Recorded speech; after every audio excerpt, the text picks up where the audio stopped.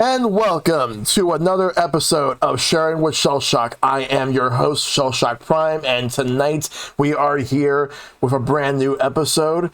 And this week's episode is about how do you play Pokemon? And joining me tonight are two returning guests and two brand new guests. We're going to start with you, Maple. Welcome back. Hey, Shell, thank you so much for having me. Just really excited to be talking about Pokemon and just what brings us so much joy about the series. Exactly. And welcome back, Tyler. Howdy, hey. Hope you're having a good time. Looking forward to this. Absolutely. And for the first time joining us, we got two new guests. We got D. Bircho1. Welcome. Hey, It's good to have you. And same thing with you, MaximilianSapphire. Good to have you as well. Thanks for having me. Happy to be here. Absolutely. It's good to have all four of you on because we're going to talk about how do we play Pokemon in just a little bit. But first, we're going to start things off with a little bit of getting to know each other for a moment. So, Maple, what type of content do you do?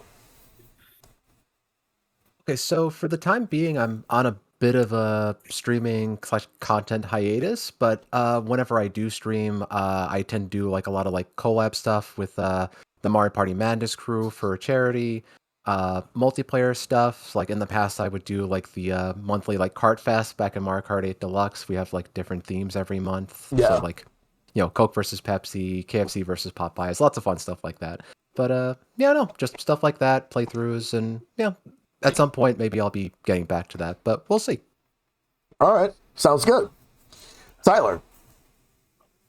So I am a variety streamer overall. I do a lot of Nintendo and Pokemon content as my base, but I kind of branch out into multiplayer games. So a lot of Dead by Daylight, Overwatch, a lot of horror games recently as well. A lot of Resident Evil there. So Yep. Quite a bit of fun. Most of my Pokemon content would be shiny hunting. And I did recently take part in a shiny hunting challenge that another content creator put on. So that was fun. Awesome. Sounds like fun. What about you, DB? I am mostly a variety streamer, but I mostly do art, mostly Pokemon related. Yep. But I do try to branch out into other games as well. And especially the fact is I've got a massive backlog of Switch games to go through. Oh, believe me, I know. I'm there too. But yeah, and you were the one that did one of my newest artworks for me, which again, thank you so much for that. No problem. All right. What about you, Max?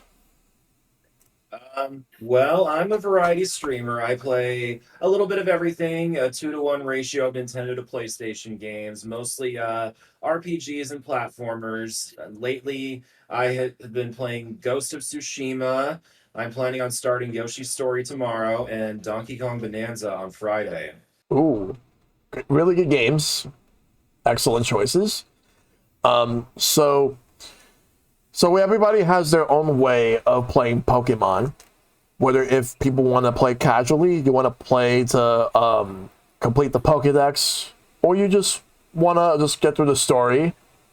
But there's some people who like to play competitively, whether if people like to do Smogon rules or VGC rules, shiny hunting, Nuzlocke runs, randomizers, and so much more. Every way to play Pokemon is valid. So, Maple, we're going to start with you on this one. When did you get into Pokemon? Oh, I got into Pokemon like back when it like first started. I picked up Pokemon Red version back on my old. I think I had one of those old Game Boy Colors, like the purple one with like the see-through. You could see like everything inside. Like I used to love playing with that thing. I just started off. Nope. Yeah, I started off with Pokemon Red version. Squirtle was actually my first starter that I ever picked. I just never looked back after that. Just like it's been fun playing through all the different generations. I never got into like the card collecting, but I think the first thing that actually kind of got me into the series before even starting Red version was actually I was actually out on a trip, a family trip with my dad at like this festival, and somebody left a Pokemon card lying on the ground that I saw, and I think it was like a shiny Ninetales card. I'm just like, this is amazing. So yeah, it just went from there. All right. Tyler. Okay, so I was on the younger side when Pokemon first came out. So my introduction was the anime. Watching the anime, collecting some of the cards as a little kid. I didn't even know the video games existed until I saw someone playing it at summer camp on a break time. And then that started the incessant, I want a Game Boy, I want this game. Now, at this point, we're talking Ruby and Sapphire. So that was my introduction. My first starter Pokemon was Mudkip. I will continue the trend of adding that to this question. And I still have Lil Muddy to this day. Nice. So Awesome. definitely taking care of him. Awesome. I hope that little Muddy's all grown up. Oh, very much so. Level 100 Swampert. Excellent. Not perfectly trained at all because I had no clue what I was doing, but Yeah. All right. What about you, DB? When did you first get into Pokemon? Oh, roughly around the year it came out here in the UK, roughly about 98, 99. In terms of games, the first of Pokemon I've actually played, the first two games I remember distinctly were Pokemon Yellow and Pokemon Stadium, which I got round at the same time. Ooh. Awesome. Yeah, getting both But in terms of more original, one of the first games in terms of Pokemon games where you actually pick up sort of Charmander and Squirtle as your starter was Pokemon Blue. All right. Awesome. Which, Go on. just trying to remember. Okay. When I played Pokemon Blue initially, I chose Squirtle, but on a second run, I kind of gravitated towards Bulbasaur. Ooh. Valid. But in terms of favorite starter, you can pretty much tell by the Pokemon standing behind me, can't you? Yep. It's a good choice. Very good choice. Despite being nerfed in Gen 4 onward, it's still versatile. It is. Maybe someday I'll be able to have all the stuff it's going to need. But A nice resurgence. only time will tell. Yep. All right. Max, what about you? Let's see. I think I started getting into Pokemon when I was around 10 or 11 through my best friend. He had Pearl at the time, and so he told me to get Diamond. So Diamond was the first Pokemon game I ever played, and I actually lost my copy of Diamond on a family vacation a long time ago. Oh, So I was Oh. pretty broken up about that. But yeah, then I continued playing from like Diamond and Pearl onward, like Platinum and all that, and I've just been into it ever since. As for my favorite starter, ooh, that is a tough one.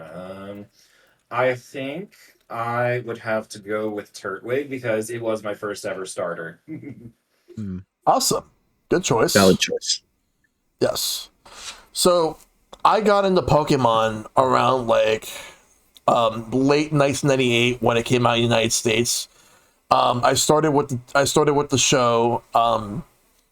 So like the first episode that I remember seeing was a small glimpse of the second episode, which was where they were at the Pokemon Center, and because Pikachu was badly hurt, and Ash needed him to get healed, and Misty was ranting to Ash about the bike that Pikachu destroyed. And then, but it wasn't really until the next day, which was when they were in Viridian Forest, Ash caught the Caterpie and a Pidgeotto. But what hooked me at the time was when Ash had a match against Team Rocket, and he went on to face off against them, like, despite the fact that, you know how Team Rocket works, unfair tactics, given the fact that they're the bad guys. But despite all that, Ash persevered. He won, and I was hooked. And I just kept watching the episodes like every day, like as they aired. And I remember the last episode that they aired before they started back to the first episode was the March of the Executive Squad, where at the end of the episode, Ash's Charmander evolved into a Charmeleon and then just burned Ash. And I had to wait a few months until like when the show aired on Kids WB so that they could continue on. Like they started back with the Paris episode, and then like Jigglypuff was next, and after that, I kept watching the anime for a while. But in terms of the games, I started with the blue version because my brother got the blue version and we got a Game Boy Pocket. And the starter we chose first is my favorite starter of the three, Squirtle. I love Squirtle so much. What made me love Squirtle was watching the episode of the Squirtle joined the team, and they got me the moment that he took his glasses off, and then you see his eyes flashing. I'm like, yep, there he is. Whereas my brother was enamored with Bulbasaur, but eventually what happened was that the Game Boy Pocket broke, so we saved up money to get a Game Boy Color so we could continue our Pokemon journey. And it didn't take that long for us to do it, but I had the Indigo Game Boy Color, and then my brother got the translucent Atomic Purple Game Boy Color, which is the one that you have, Maple. Yeah. And then once he got that, I got Pokemon Red. So, and the thing is that Game Boy games tend to have this tendency where it would randomly, like, you would randomly lose the save file because the batteries were not really great in terms of how long they can last. So you would lose the save file. So my brother replayed the game while, like, when I got Red, I did another playthrough. And then after that, the rest is history. Been into Pokemon for like almost 30 years. But yeah. For the next question I'm going to ask, we're going to go to Tyler for this one. How do you normally like to play Pokemon? Okay, so new game comes out. I'll do a casual playthrough of the game, just enjoying that. I generally buy both versions of the game. I'll play one on my own and play one on stream. That's more of a more recent development. But my general playing post that first playthrough would be shiny hunting. I am a shiny hunter. I am working on a living shiny dex. All forms. Mm-hmm. It is Wow. painful. I started that with Scarlet and Violet kind of unintentionally. And, you know, I got everything in Scarlet and Violet, both DLCs. I've been working through Legends EA. And I'm just going to kind of take it forward as I go and just keep enjoying. So Awesome. All right. Now, DB, how do you normally like to play Pokemon? Ooh, that's a good question. Mostly the basic casual run, but there are times I do like to try and get a little experimental. Mm-hmm. Such as, for example, if one idea I had in mind when I get next, what's a good example? At some point, I plan to do either Pokemon X, Pokemon Heart Gold or Soul Silver, and Pokemon Sword. Yeah. And for example, Pokemon Sword, I plan to import a Pokemon holding a Luxury Ball to try and catch a Zubat with. Ooh. Because as most of us will know, you would need to evolve a Zubat into Crobat through high friendship. Yes. Right. Mm-hmm. That sounds like a cool so you're idea. looking at using the Zubat as your starter? No, just more or less as my main means of flight, because I mostly go for Pidgey to Pidgeot or Hoothoot to Noctowl. I actually want to try use a Crobat for this sort of run. You know what I mean? Yeah. Mm-hmm. That's good. All right. Another example I could give was there is a you know, we all know Pokemon Yellow, Mm-hmm. but there is this ROM I tried recently a while back called Emerald Legacy, which is more or less a balanced version of the game. Yeah. And normally, when everyone plays Pokemon, they end up going with Bulbasaur, Charmander, and Squirtle on their team. This time round, I decided to experiment with what you might say, the second alternatives to each, such as, for example, using a Poliwag instead of a Squirtle, or a Oddish instead of a Bulbasaur, etc., Okay. etc. Right. Okay. Sounds like a good idea. All right. What about you, Max? How do you like to play Pokemon?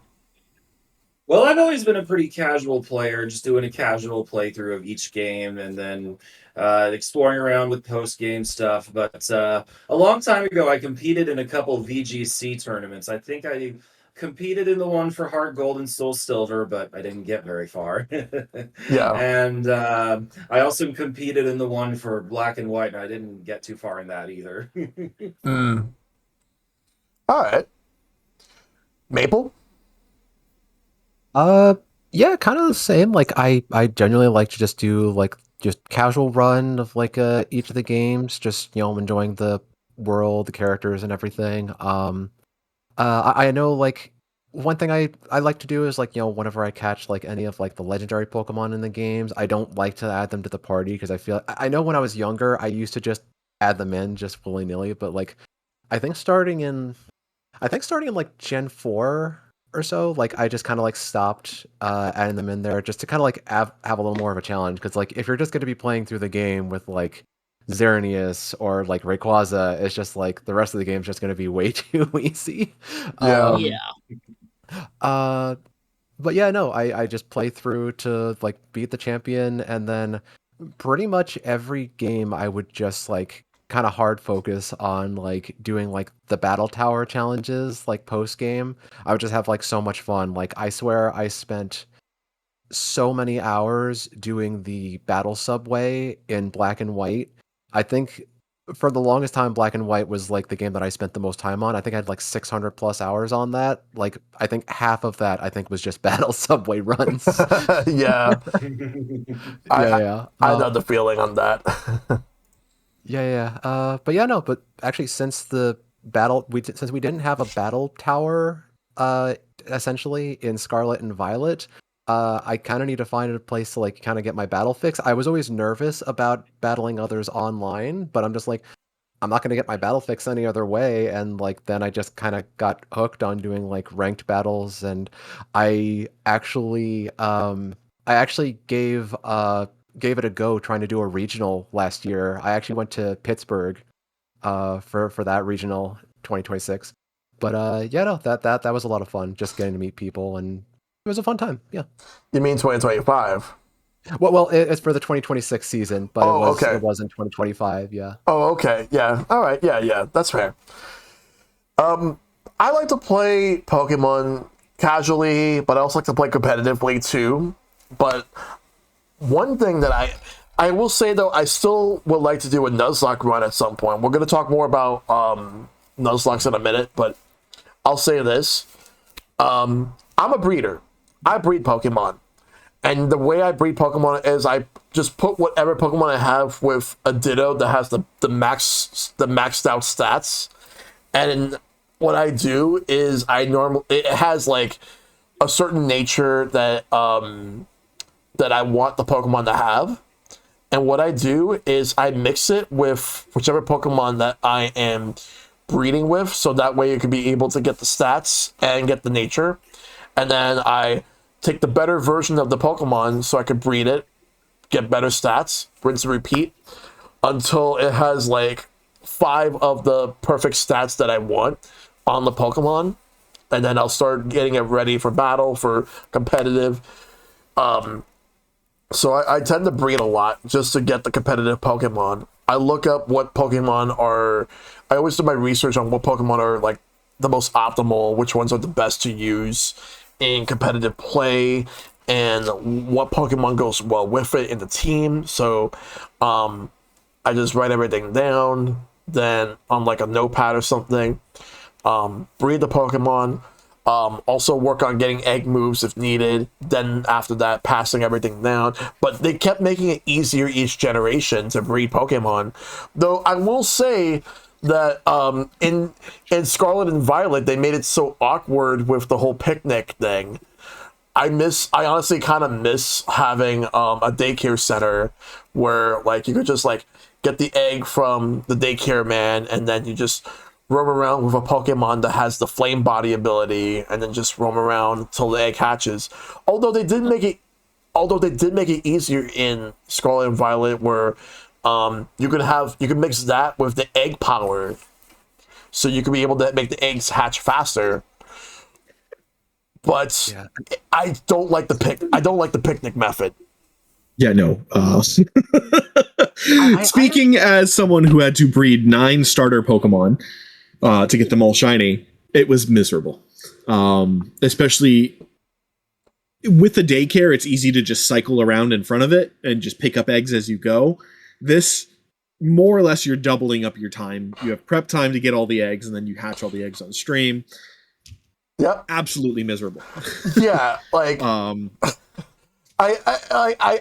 don't know how they're gonna do it in the next generation, but I would prefer they wouldn't bring back the daycare center, because I wouldn't be surprised if they brought that back. Actually, do you want to know one thing I also miss? What?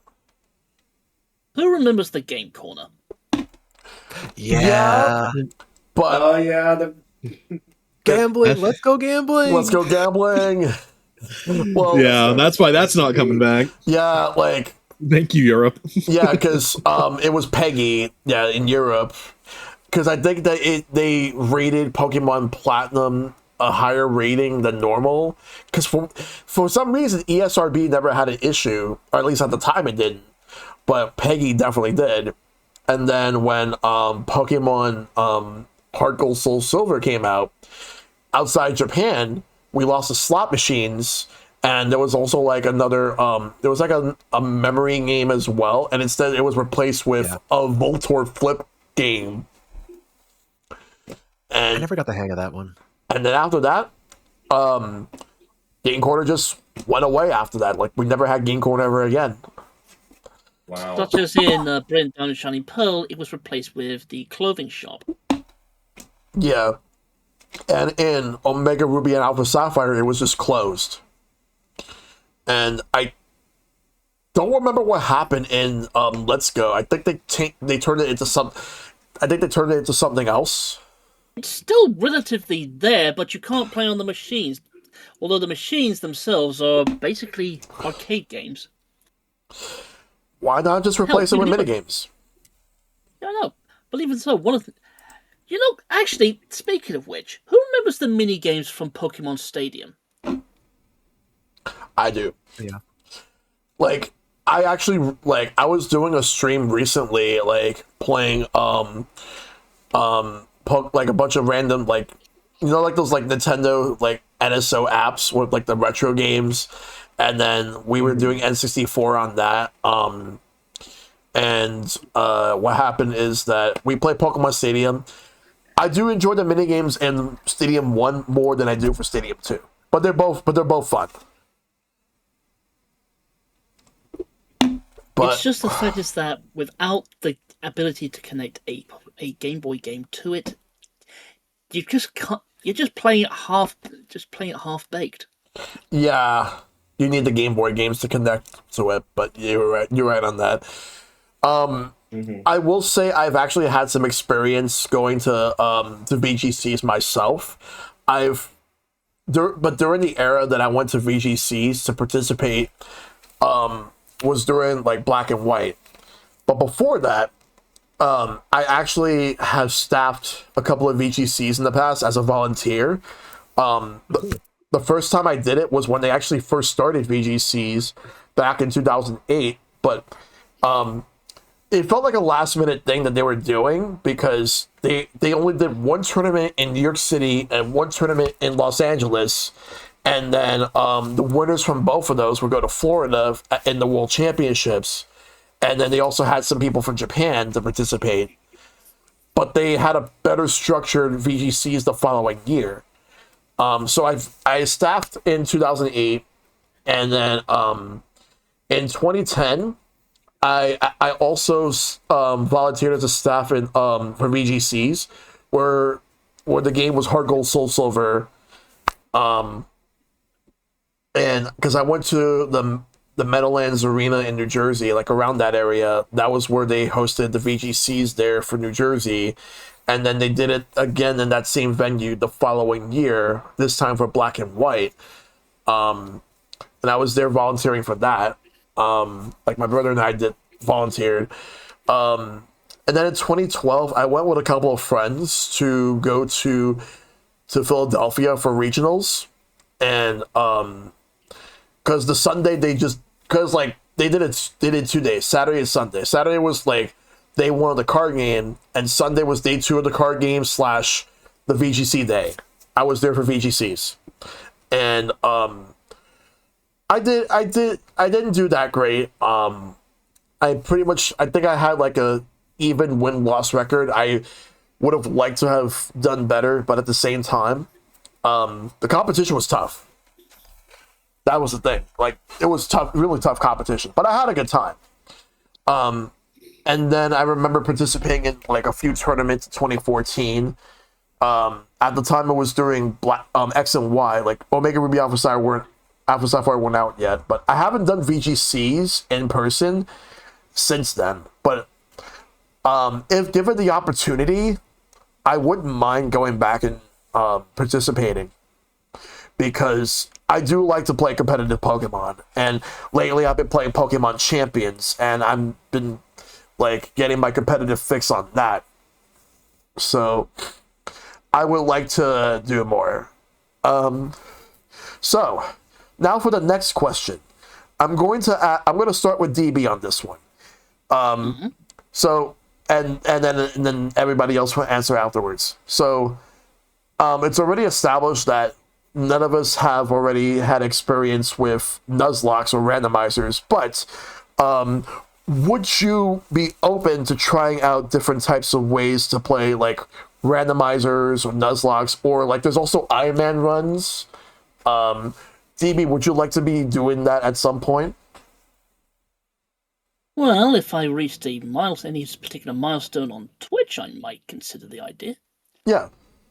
But one thing I might consider doing at some point is a living dex. Ah, you want to do a living dex? All right. But yeah, if you were to do a Nuzlocke run, DB, what game would you like to go with? That's a good question.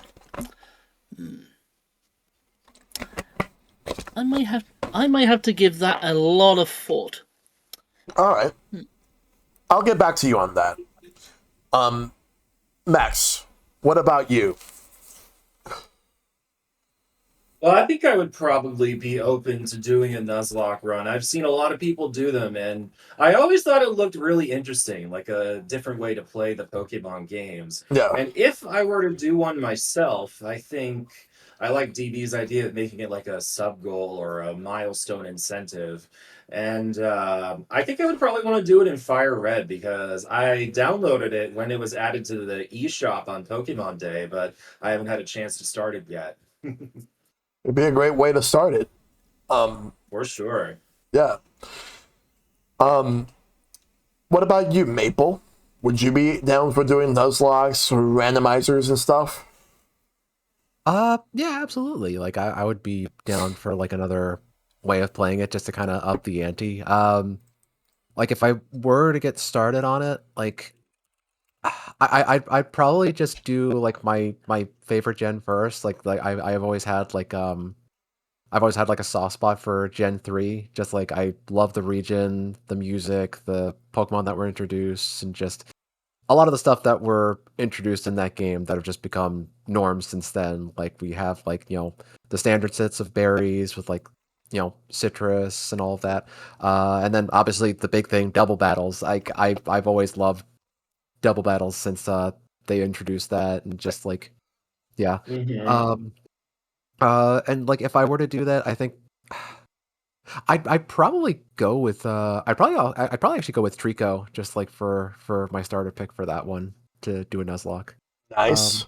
Yeah, and then for like other methods, I know that Shell, you and I have been a part of that big project that our friend Hito Retro Gaming did was with this gym of mine. This gym of mine, It was- yes. yeah, it was like a ROM, so basically like this whole different game where you're basically the gym leader for a town, and right off the bat, as soon as you start the game, you pick a type that you're going to be specializing in, Yeah. and yeah, no, it was just a lot of fun. Like each of us kind of like had our own specified type. I think Shell, you had water, right? And Yeah, I think have water.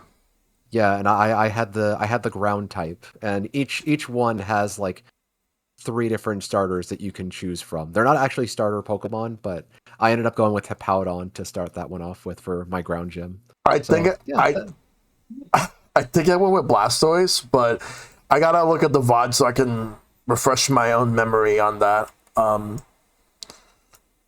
But yeah,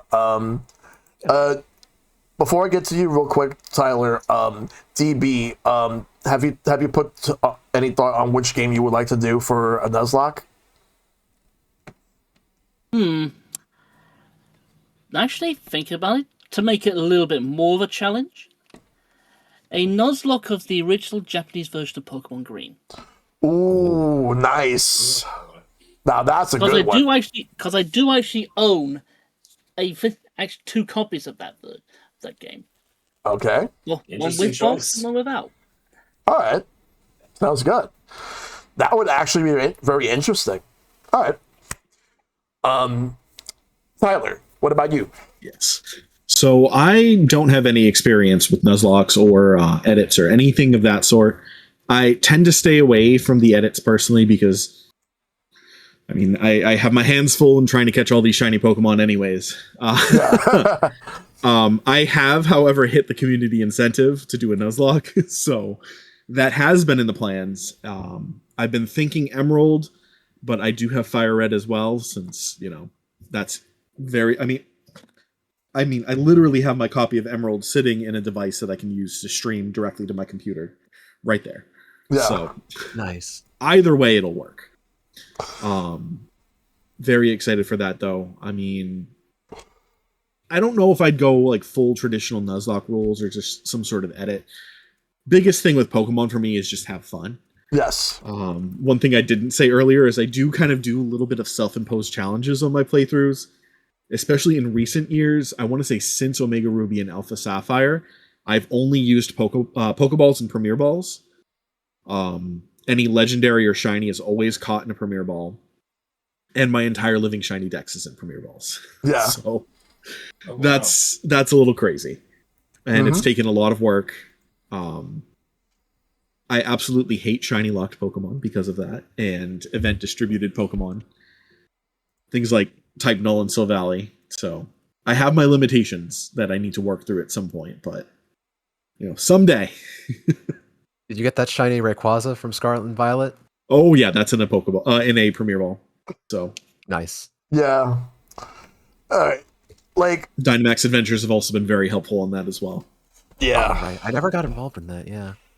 I unfortunately missed out on a lot of the DLC for Gen 8 and Gen 9, but Gen 9 I do plan to go back to it.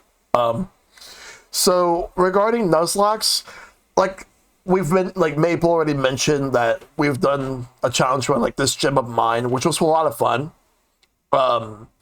I am absolutely planning to do a Nuzlocke run. Like I would like to do Emerald, but I've also actually thought about wanting to do a Nuzlocke run of Pokemon since I've streamed a Pokemon Fire Red. I was thinking about doing a Nuzlocke run of Pokemon Leaf Green and using what I have on the Switch and being able to play it on that. Just the way I would do it would be that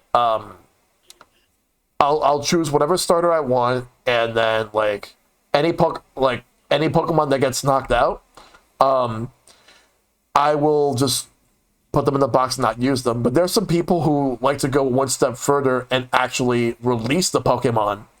I'm not releasing the Pokemon. I'm just not going to use them for the rest of the run. And I know some people will be like, oh, you don't release Pokemon? Coward. And I'm like, no, I actually want to put them in Pokemon Home when I'm done with the run.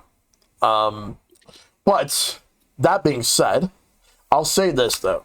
I would absolutely be down to do randomizer, like just get like a random like Pokemon ramen randomized, but I'll probably do a Nuzlocke run before I do a randomizer run. Although you could do both.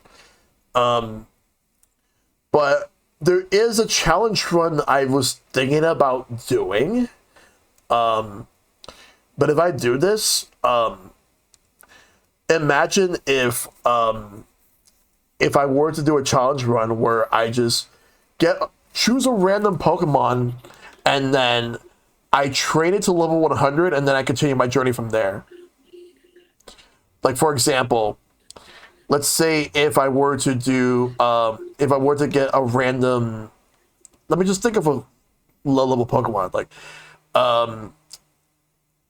I train up a Caterpie and evolve it all the way to Butterfree, and then just train it to level 100, and that's the only Pokemon I use throughout the entire run. And if I were to, and the challenge is this: if I lose and I get knocked out at any point, the run is over. It's a matter of if I could survive as a Butterfree. I might do that. It may not be Butterfree, it may be another Pokemon, but it's something I'm looking into. All right. Next up, and we're gonna start with Max on this one. For competitive play, would you prefer like single battle or double battles? And specifically, like, because singles, like, you have like Smogon rules, which there's Smogon, and then like doubles being VGCs. Mm-hmm. What would you prefer? Ooh, that's a good question. I think I would probably have to go with double battles. Because you said those are the VGC rules, and those are the ones I'm most familiar with. Yep. Yeah, easily, like, double battles are really good. But what about you, Maple? Yeah, I think same boat. Just like again, like ever since Gen 3 introduced it, like I've always just been excited just to the idea of just like doing more double battles like during playthroughs, and then like just gonna to do it like during like for the competitive scene. Just like there are just so many synergies and move sets that you can do that just like aren't really available in singles. Like you have like your helping hand, your protect, your terrain setups, like, you know, Indeedee follow me while Hatterene sets up Trick Room, like that kind of strat. Yes. Yeah. All right. Tyler, what about you? I'd have to echo the sentiment so far. Double battles just are more fun to me. There's a lot more strategy that goes into it, in my opinion. A lot more options that you can work with. Granted, not a very big competitive battler. Although, you know, based on the demo that I played at PAX East for Champions, I should probably be saying single battles because I won that and then I lost my double battle against my friend. So, and she doesn't play Pokemon at all. So there's that. Yep. Fair. Champions is its own discussion in this. We'll probably get to. Yes. DB, what about you? I would mostly prefer either way with single or doubles. But in terms of one battle, style I really want to try more often, rotation battles. Oh, Anyone yeah. remember those? I remember Yeah, rotation. I remember rotation battles. Those were so fun. Gen 5 had some really funny ones. Like I remember they had like inverse battles where like not effective moves were super effective and vice versa. And then they introduced triple battles, which never really lifted off. But I'd love to give triple battles a try. Like that just seemed wild to me. Yeah. But yeah, like I would love for some of those modes to come back, but they just been mostly focused on singles and doubles because those are the ones that people love. Imagine they drop that in Champions. Just triple battles all of a sudden. But thank you for reminding me that that rotation battles were a thing, because that was actually interesting. They should bring that back. It actually added a bit more of a challenge to your battle. They did. And I think inverse battles have had a little bit more love than the other two. If I'm not mistaken, I think they've come back in a later generation like you could go to a specific house and the character there would do an inverse battle with you. Yeah, I think I remember that. Yeah. As for triple rotation, they only got released in Gen 5 and Gen 6, I believe. Yep. By Gen 7, they were gone. So for me, doubles. I prefer doubles.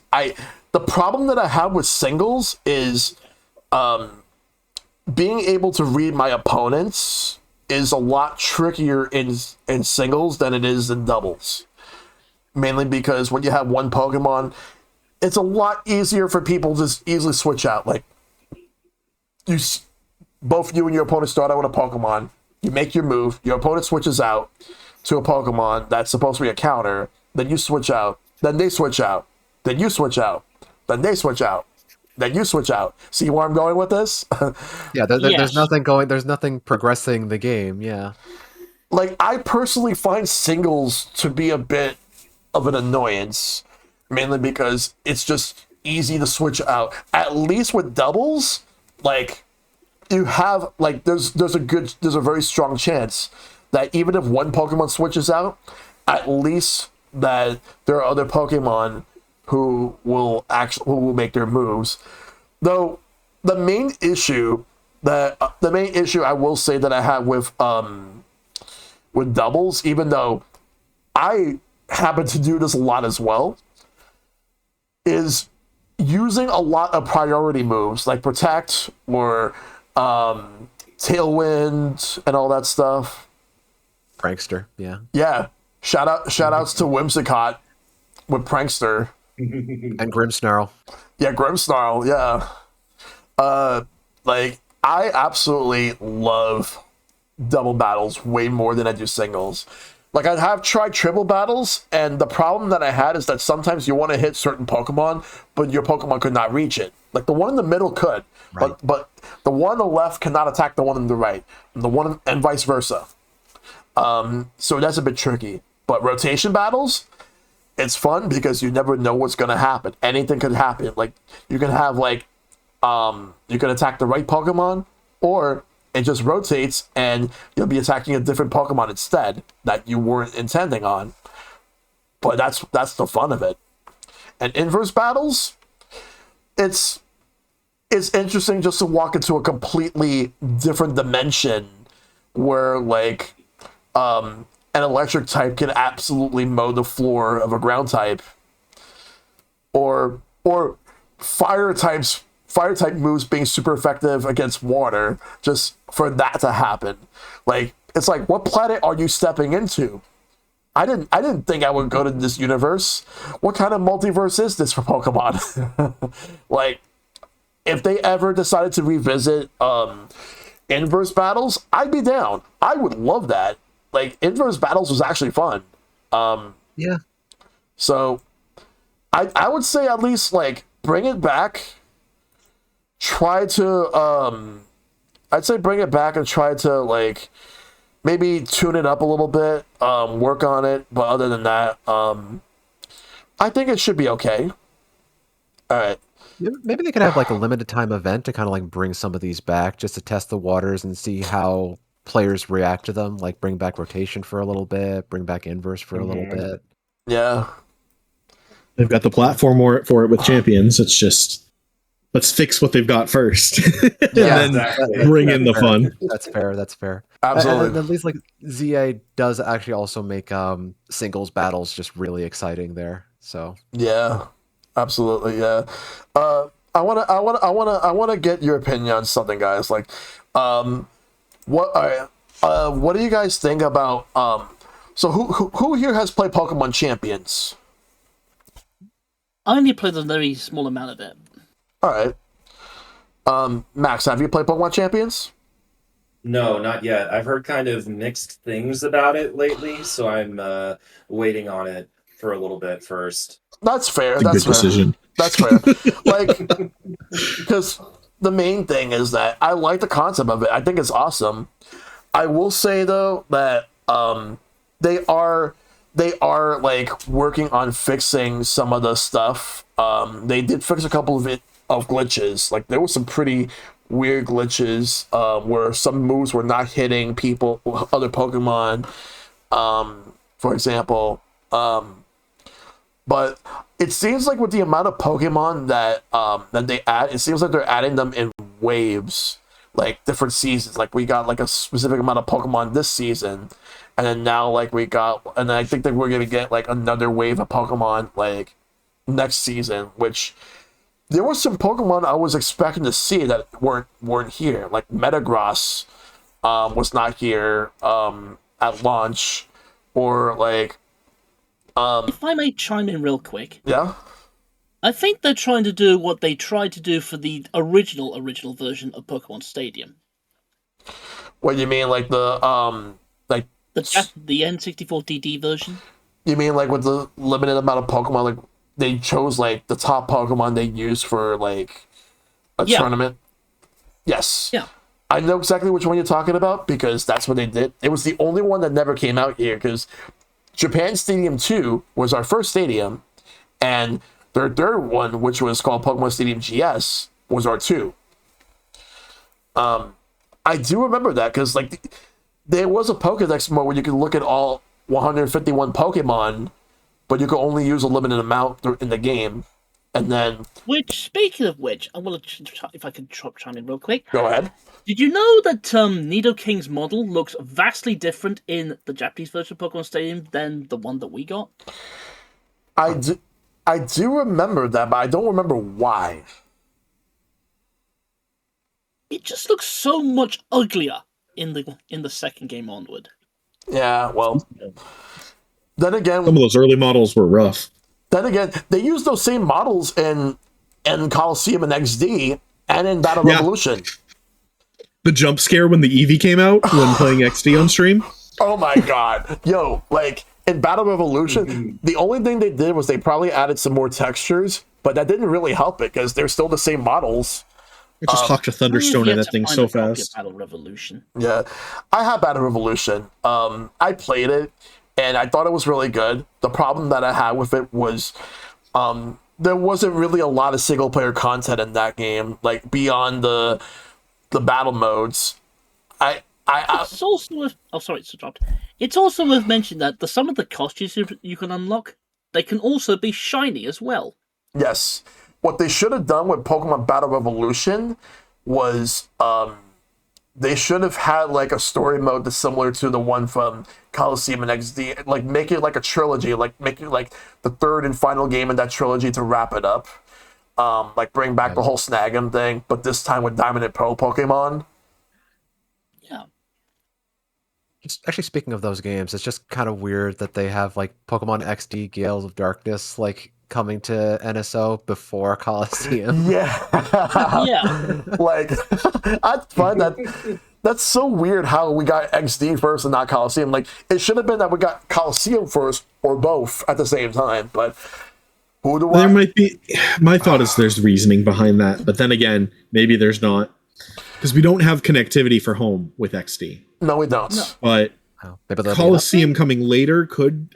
My thought is the Fire Red Leaf Green emulator that they're using on the Switch recognizes ROMs for Ruby, Sapphire, and Emerald.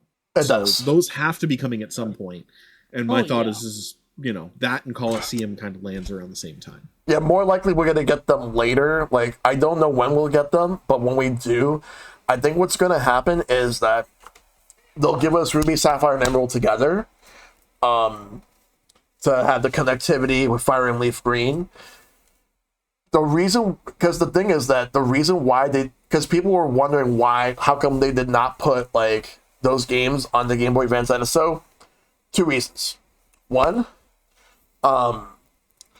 because obviously you know how Pokemon Company can get sometimes. It can be very stingy on things. And number two, because they do not want you to save state or rewind Pokemon, like mainline Pokemon games, because of like being able to clone Pokemon and whatnot. So you would not. So and the thing is, with Fire and Leaf Green, you will eventually be able to connect to Pokemon Home with them. You can't now, but you will soon. Like they do have plans for that. But for Pokemon Champions, going back to that, what I wanted to say is that I like the concept of it. I think it's fantastic. I do hope we get more Pokemon that are missing. Yeah, I think it kind of makes sense because I've heard it being said that like because this game is supposed to be kind of like cross compatible between like Switch and like mobile, they're kind of like taking the approach kind of similar to how like a lot of mobile games go, like where it's kind of like small like limited like content, and then they'll just like slowly expand on it, which is kind of the formula for a lot of mobile games. Yeah. Well, how else are they going to sell their battle passes without new Mega Stones? True. But like everyone's gonna get a Mega Stone. like I want, you know what I want? What I want is the like an option for friends to be able to do 6-on-6 singles and doubles. Yeah. That's something I That want. would be cool. I can understand rank and the global competitions where like they keep it to 3v3 for singles and 4v4 for doubles. I 100% understand that. But for friends, I would at least have the option. Speaking of that, Yeah. and linking back into the double, the triple, whatever they introduced in Alola, where you send out a Pokemon and you can attack any one of the other 3 players who are also fighting. The battle royales. Yeah. Let's bring that back. That would be perfect as well for like a fun little mode. Yeah. DB, what would you want in Pokemon Champions? That's not in there already.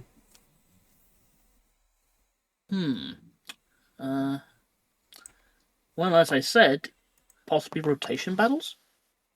Yeah. I'd be down with rotation battles. I would, if I had to pick something that I would want to see. Damn, this is tricky. There's a lot. Like they're not gonna add they're not. I mean, there's technically a bit of a story, but it's not really a story. It's just like tutorial stuff. And yeah, Sudaboy, you can just buy them. Yeah. Yeah, you could use in-game currency, which is actually very easy to get. But That's the nice thing there. I was a little worried about that when they had like Emborite and like Feraligatr, right? I'm just like, am I not gonna be able to get these? And oh no, I could just buy them. So and also keep an eye on whenever there's mystery gifts, because this game also does mystery gift. Like right now, there's a mystery gift from Machamp. But okay. Oh, yeah, you get like a free Machamp when you just type champions, but you type it with the 1 and the O instead of the I and the O. I mean, okay. I and O as letters are blocked out anyways on that keyboard. Yeah. But yeah, no, there are some limited. Well, no, they're not limited, but you need to transfer in the Kalos starters fully evolved from Legends EA, as well as Eternal Flower Floette, if you want those Mega Stones. That's the only way to get them. Which as of right now. I want to ask, how are you supposed to get the Eternal Flower Floette again? Because I'm trying to get it right now and I don't know how to. I just unlocked it. Keep doing the unlimited. What's it called? Royale. DA Royale. You have to beat 15 of them. On the 15th one, you get to face off against Tawny or Urbane, and then you unlock Floette. Yeah. All right. You get the more of the story that was spoiled in the DLC. If you haven't played the DLC, then you wouldn't know. Yeah, I have not played the DLC yet because I still got to get it. Great, we won't spoil that for you. Yeah, I'm not gonna say anything. But what was said in the cutscene there, I had to pause for a few seconds. I'm just like, huh? But you'll see it for yourself. Okay. The amount of times I yelled at my screen. Yeah, like, but yeah, Choices. but I still got to get the Chestnut one. I already got Delphox and Greninja. the stones in champions. I will. And then you're also mixing Baxcaliburs and all of the Hoenn ones.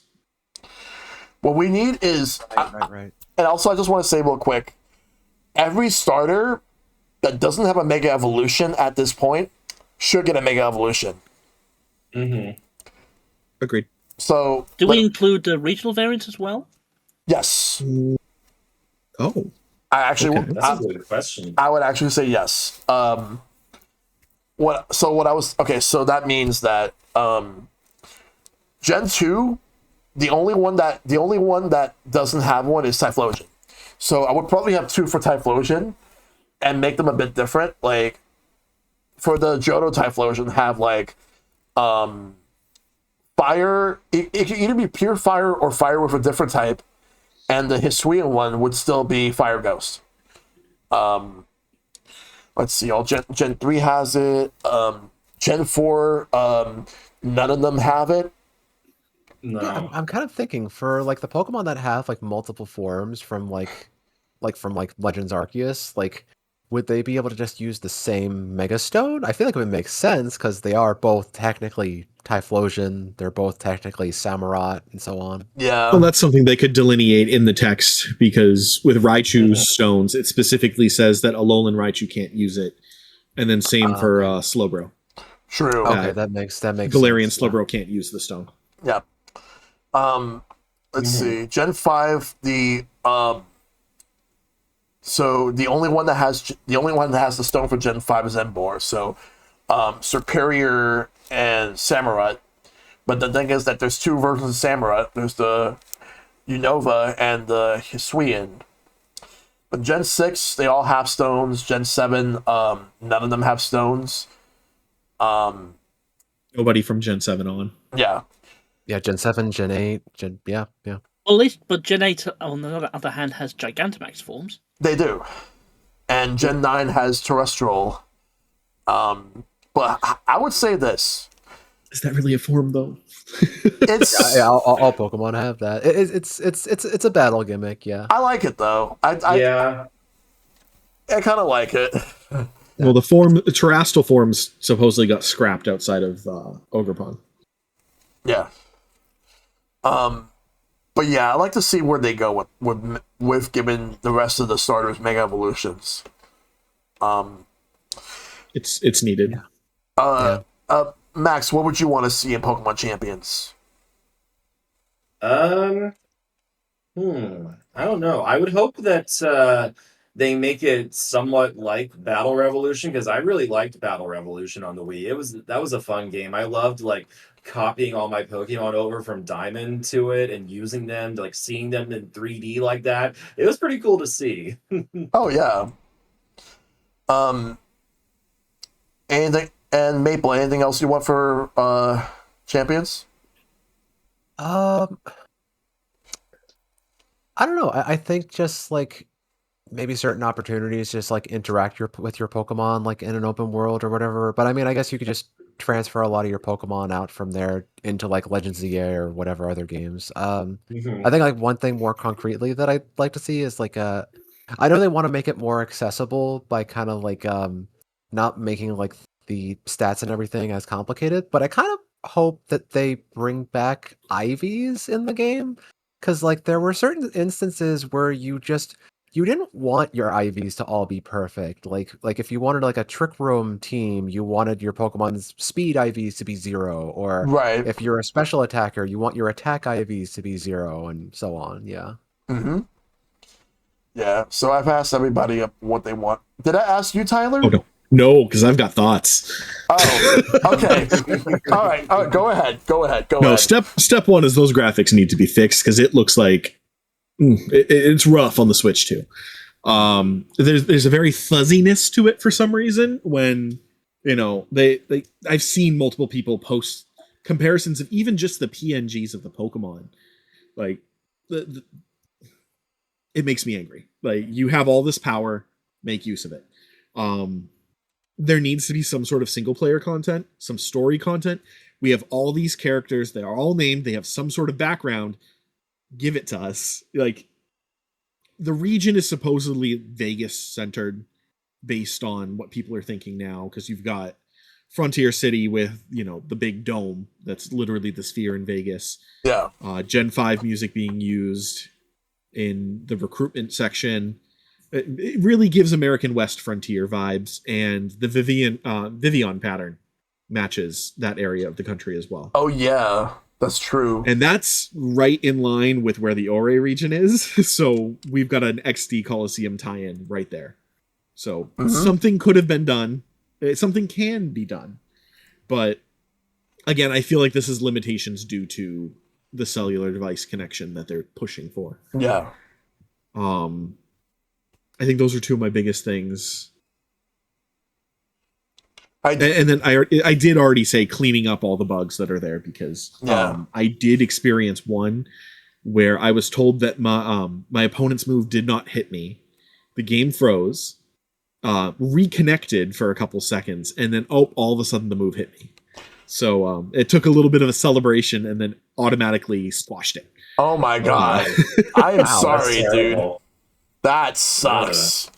I mean, my it's God. not as bad as the one I saw. There's one online where someone posted they hit someone and it triggered their focus sash, but it also triggered the focus sash that their Pokemon was holding. And I feel like that one's been fixed already. But Yeah, they did. like, Fix that's lot a of bugs, massive but issue. Yeah. they did. I remember seeing a clip of someone. I think their Charizard or someone's Pokemon like damaged like Milotic until it was like almost dead. It used haze and then it was healed back to full HP. What? Huh. Huh? Never heard of that happening before. Yeah. I saw a clip of that on Blue Sky. I was just like, what the What? that I am fairly certain that was patched out, but yeah. Yeah. I would hope so. Also, Dragonflame in chat is hitting something very important. The bag organization is horrendous. Yeah. Finding items is the worst. Yeah, I agree with that. They I did also wish we had more than 3 teams also for the box. Like like that's another thing. yeah, I agree with that. I do think that for like the graphical updates, I think that they're saving that for like a bigger update rather than like a smaller one. I think they're working on it. But for me, my issue is not really the graphics. What I want is a frame rate update when you're playing the game on Switch 2. I could understand Switch 1 not being able to run it at 60 frames. I could completely understand that. Switch 2 should run it at 60 frames. Like have it enhanced. Agreed. Like, I don't think they're going to do a quote unquote Nintendo Switch 2 edition, but I think they said they were. they said they were?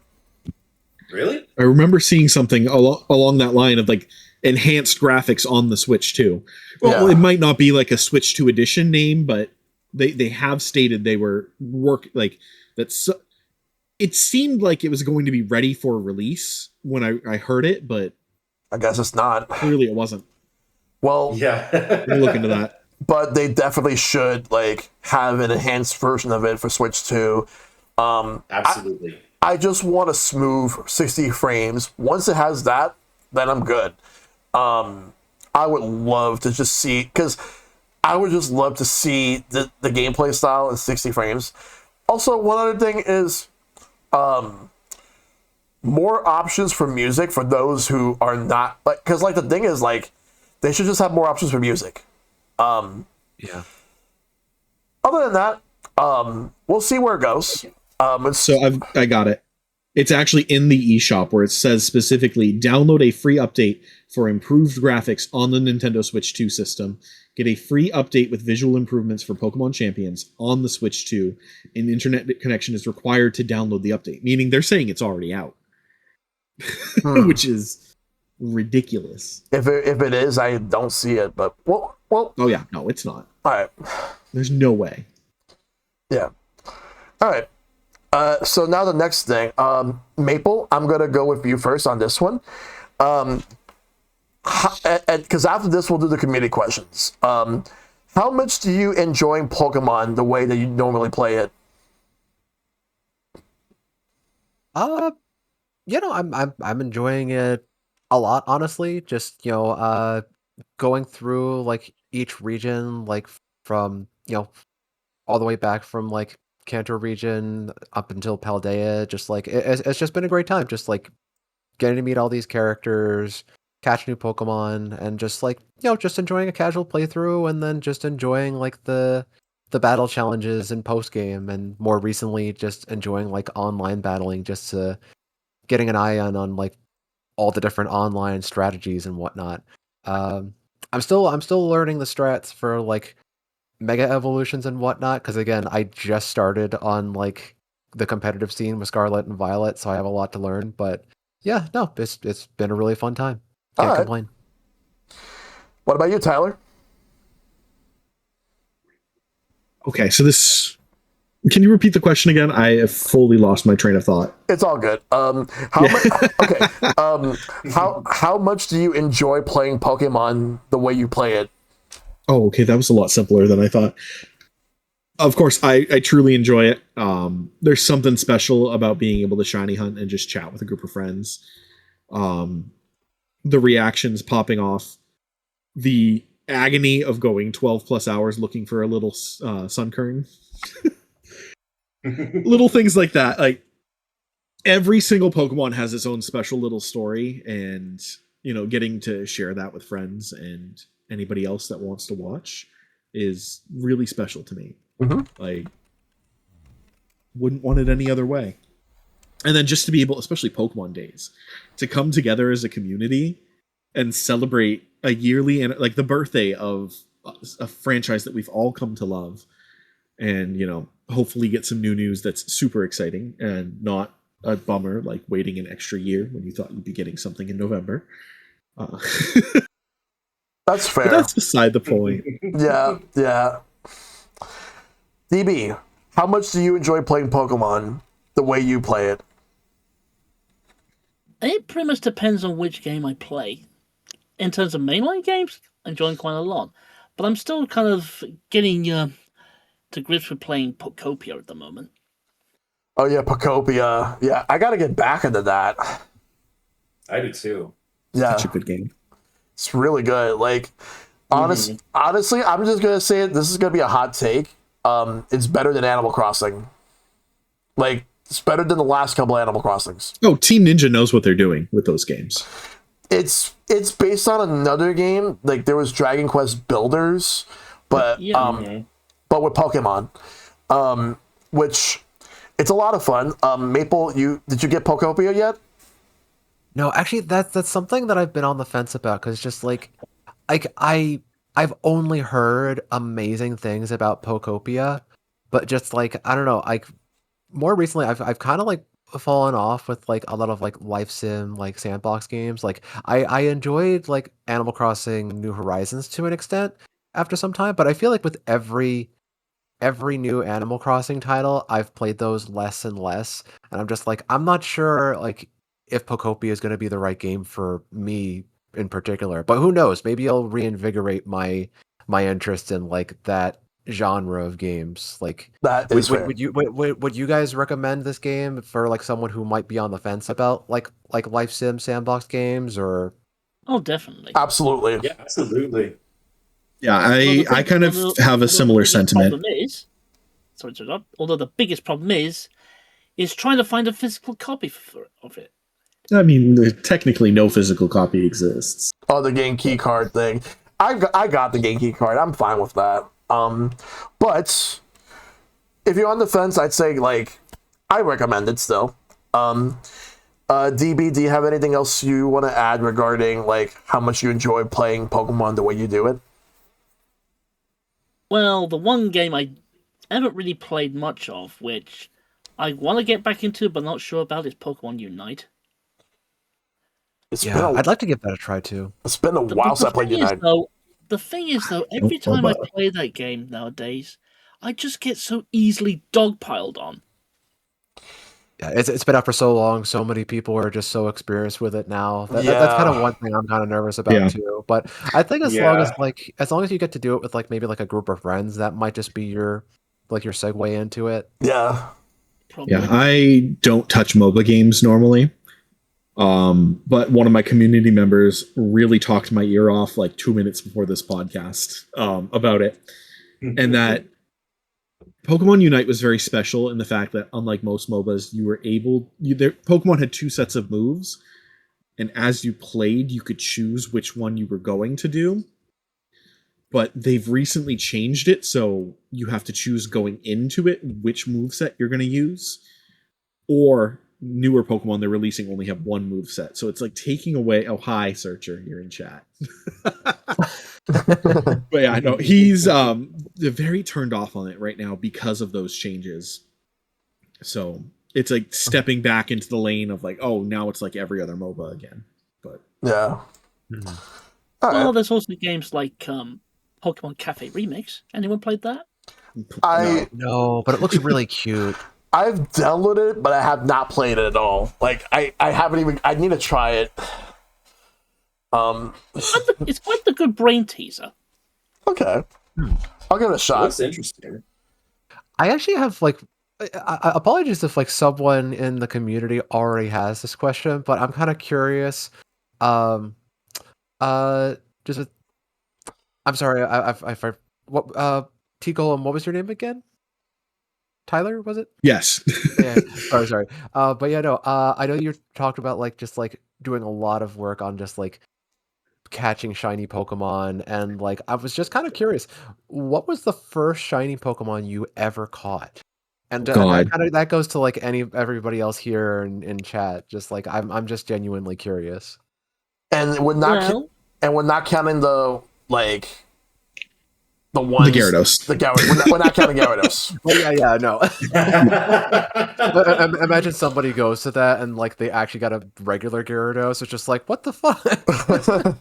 Okay, yeah. So I've got.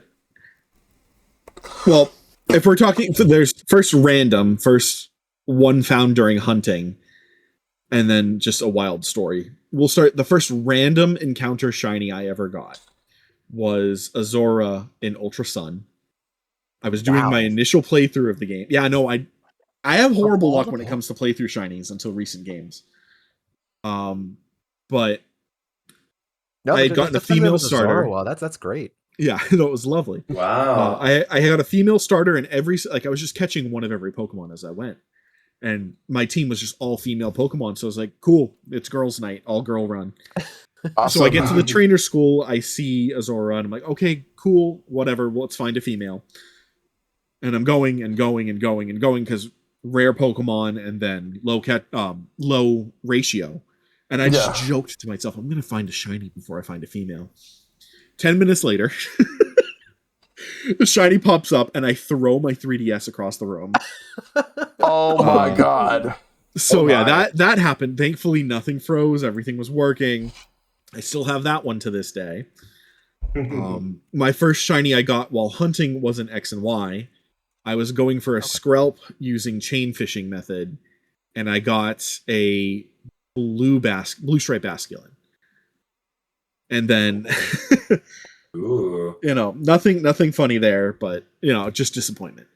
Yeah. And then the funny story would be, like I said, I started with Ruby. My sister was also given a Game Boy Game Boy Advance that Christmas, and she got Sapphire. And in both Sapphire and in Emerald, in the same like patch of grass squares outside of Lily Cove City, she found and caught a shiny Linoon. Wow. Nice. Which is ridiculous. That's impressive. I have one of them still. I don't know exactly. It's in one of my games. I need to find it. I've lost the other one because it was on my GameCube memory card that I cannot find right now. And there is a chance that my neighbor who borrowed it to copy my Mario Kart save never gave it back, and then her mom sold all of her stuff to GameStop. No. It's either somewhere in my stuff or it's gone forever, and I'm just like... That sucks. I'm sorry to hear. I'm sorry to hear. At least I didn't have my personal like legacy Pokemon in that. Yeah. But I had put the Linoon in to see what it looked like in XD, and I never took it out. So. Yep. What were we gonna say, DB? Well, in terms of losing something, the first copy of Pokemon White 2 I ended up losing, along with my first 3DS. Oh Oof. no. Because it was, how do I put this? It was a moment where I let my guard down, and I got ganged up on, and it was stolen. Oh my That's god. awful. I'm Terrible. sorry to hear that, dude. It's fine. Well, I mean, fortunately, I was able to get a new mod. This was around the time when the original 3DS was around. Yeah. I was able to get a replacement a few weeks later or so, and I was able to find another copy of White 2 sometime after. Well, that's good. But the only thing That's I good. have of the original of that 3DS left is the SD cards. With games on it I can no longer access, such as the 30th anniversary, the anniversary edition of Four Swords. Because you had the early purchase bonus and everything was console tied back then instead of account. Yeah. Oh my god. Ugh. Like, that's why I'm glad that everything is account tied now instead of console Yeah. tied, but still, that sucks. I am sorry, dude. Yeah. Like, It was to be honest, it was my own fault for letting my guard down. yeah. It the happens. ambassador program. Yeah, it happens, dude. It happens. I've been there because I've actually had my Game Boy Color once stolen, and I actually got it back, mind you. I got it back because let's just say, lesson learned: never put your Game Boy in your school desk. Someone will take it. That was a mistake I made, and I've never made that mistake ever again. I was 12 at the time, and even then I should have known better. But Max, my question to you now is, how much do you enjoy playing the Pokemon games the way you play it? I like playing through the Pokemon games casually, just going about it at my own pace, doing whatever I'm in the mood for, whether that's, trying to complete the Pokedex, leveling up my Pokemon, or just exploring around and doing whatever I want. And yeah, I just like that. It's fun. Yep. All right, it's time for community questions. And to start things off, so before anything, Maple, no, nobody actually asked about the shiny Pokemon, but we can actually go with that right now. I mean, no one asked me about shiny Pokemon. Well, I haven't even answered it either, so Oh yeah, we jumped after me. Yeah. We also throw favorite Pokemon in there too, because that's not one of the questions. yeah. Sure. Yeah. All right. Actually, yeah. Whoever wants to go first, just like, I guess Tyler, since you answered the first question about the shinies, what's your favorite Pokemon? Favorite Pokemon would be Salamence. Again, Gen 3 tie-in, first game. Good. But also the perseverance to fly and never giving up. Excellent. Oh yeah. 100%. I love that. DB, what about you? What's your first shiny?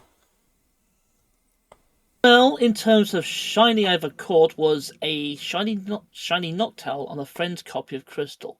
But the first shiny of my own that I caught was a shiny Weeping Bell, A shiny Weeping Bell. Nice. Ooh.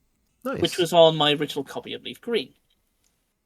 I actually caught one as well, but it wasn't my first shiny. But I did catch a shiny Weeping Bell in my Japanese Leaf Green.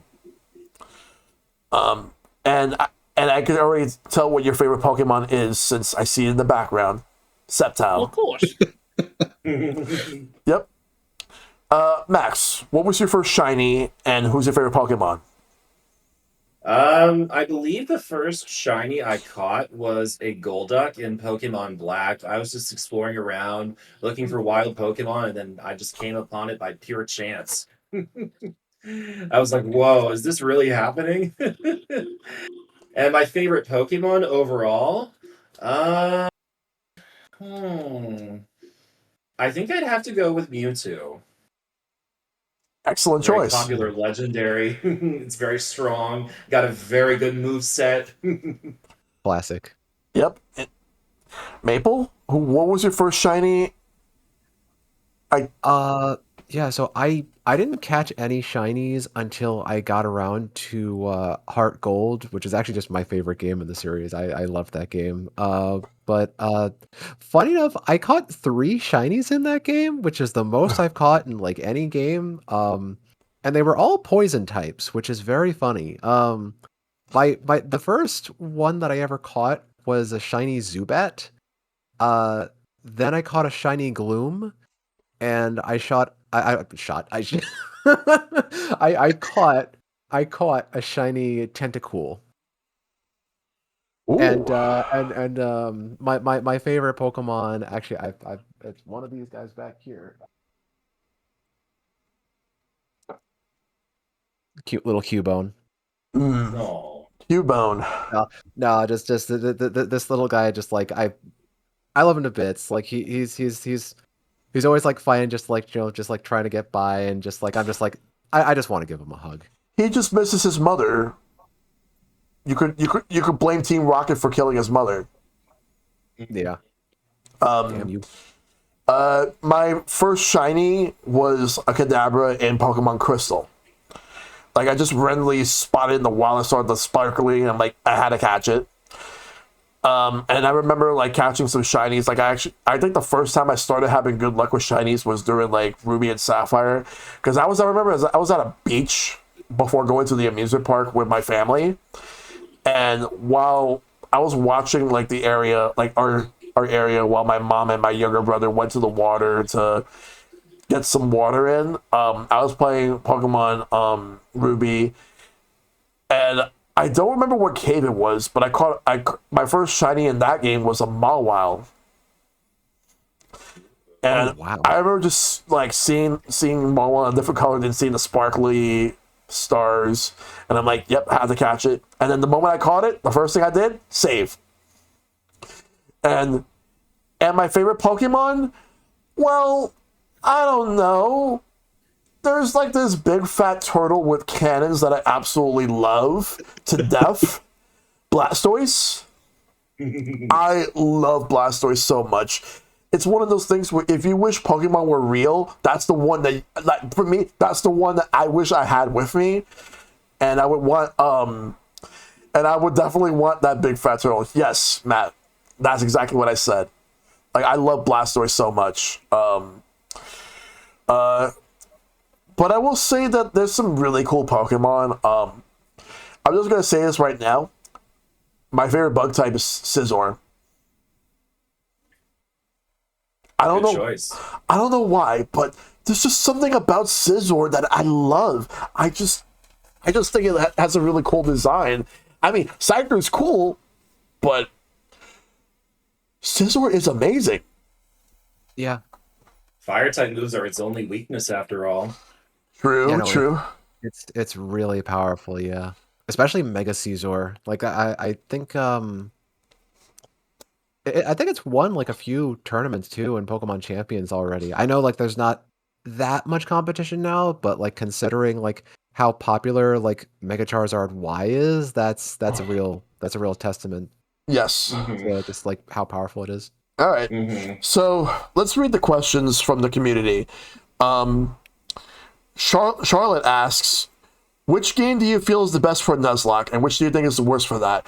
Again, Nuzlocke is something I want to do, but I can't, from going by everything that I've seen, like from all the games, I feel like I would have the best time with like generations 3, 4, 5. Well, I don't know about, well, 4, and by 4 I mean Platinum and Heart Gold. Diamond and Pearl I would not do a Nuzlocke on, but Platinum and Heart Gold, Soul Silver, sure. I think like Gens 3, part of 4, and 5 are like, to me, what I would probably go with as the best times. Worst time? I would say worst time would be Scarlet if you're playing the game on Switch 1. Otherwise, I would probably go with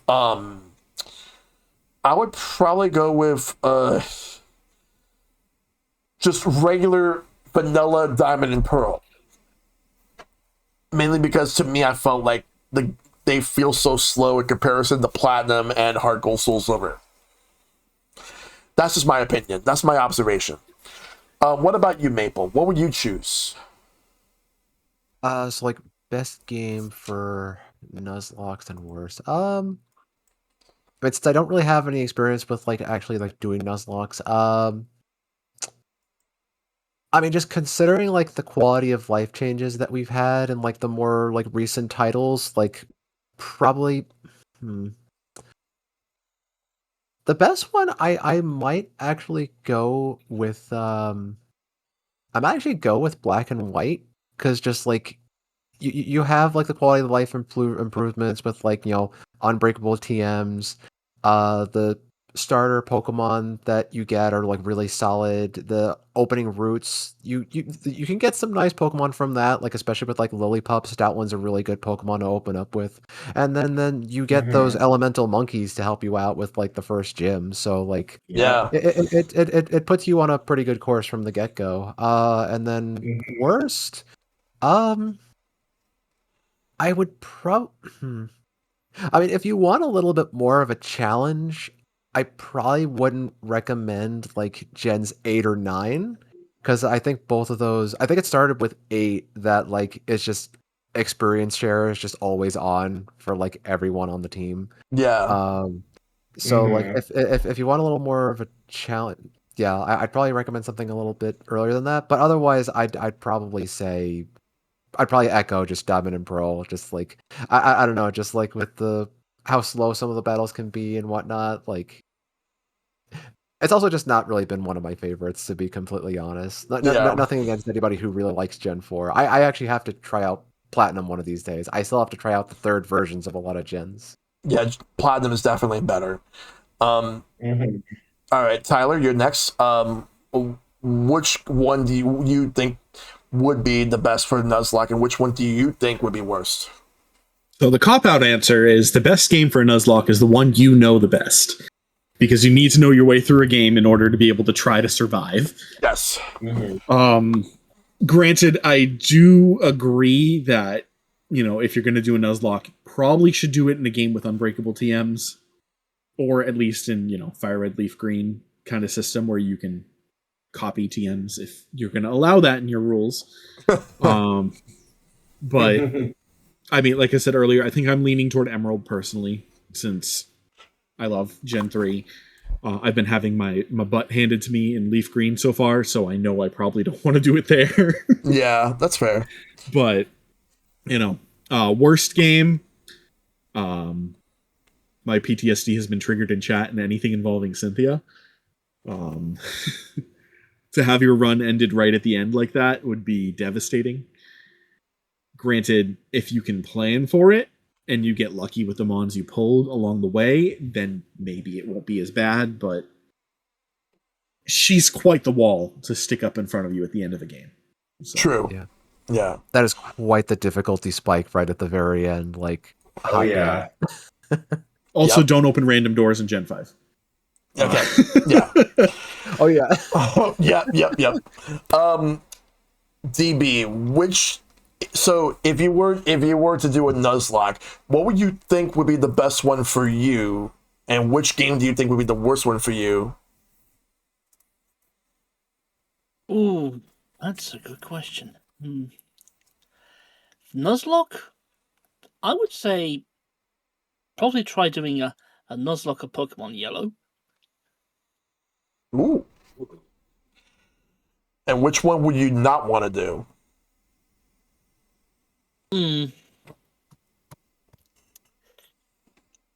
Well, I guess you could say Ultra Sun, Ultra Moon. Fair. Okay. Mainly because of Ultra Necrozma. Oh, right. Another run ender. Yep. I could definitely see that. Max, if you had to choose one that you think would be the best for you, which one would it be? And which one would be the worst for you for Nuzlocke? Ooh. I think the best game to do a Nuzlocke would probably be anything from Black and White onward. Were they the first games to have unbreakable TMs? Yes. Yeah. I think they were. Okay.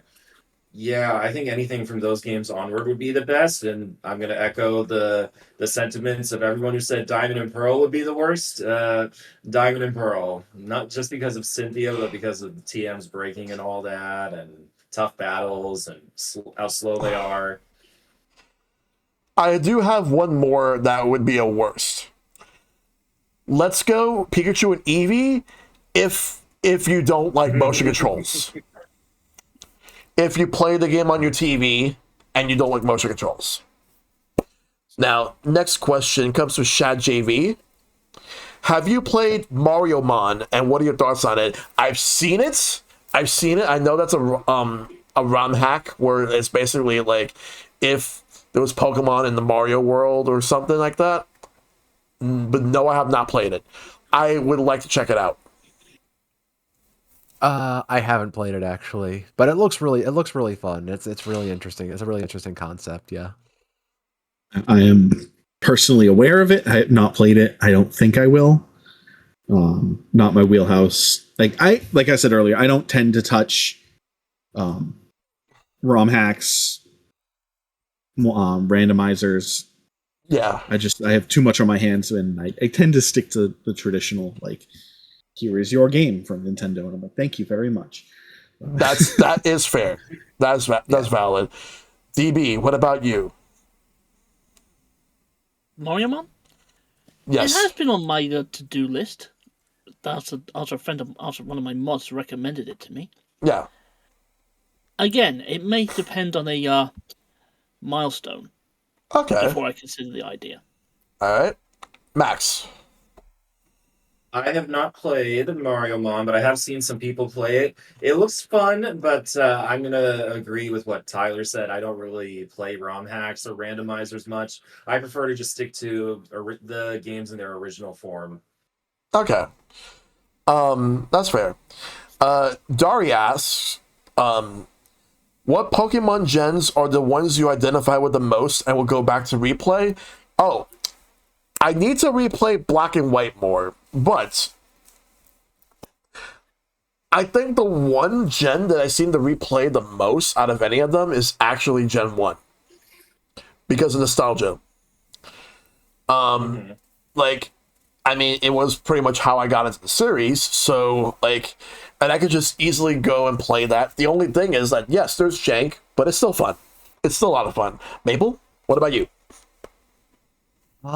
Honestly, you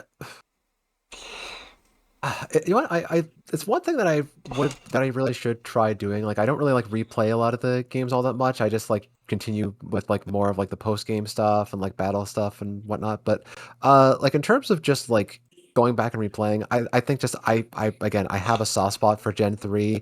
I not too long ago got started on finally playing Emerald after loving Ruby so much when I was a kid, and like that's been a lot of fun.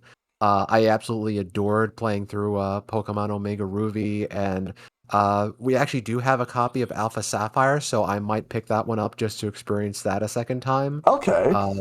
Yeah, no, so like looking forward to experiencing that again. Yeah. All right. Tyler.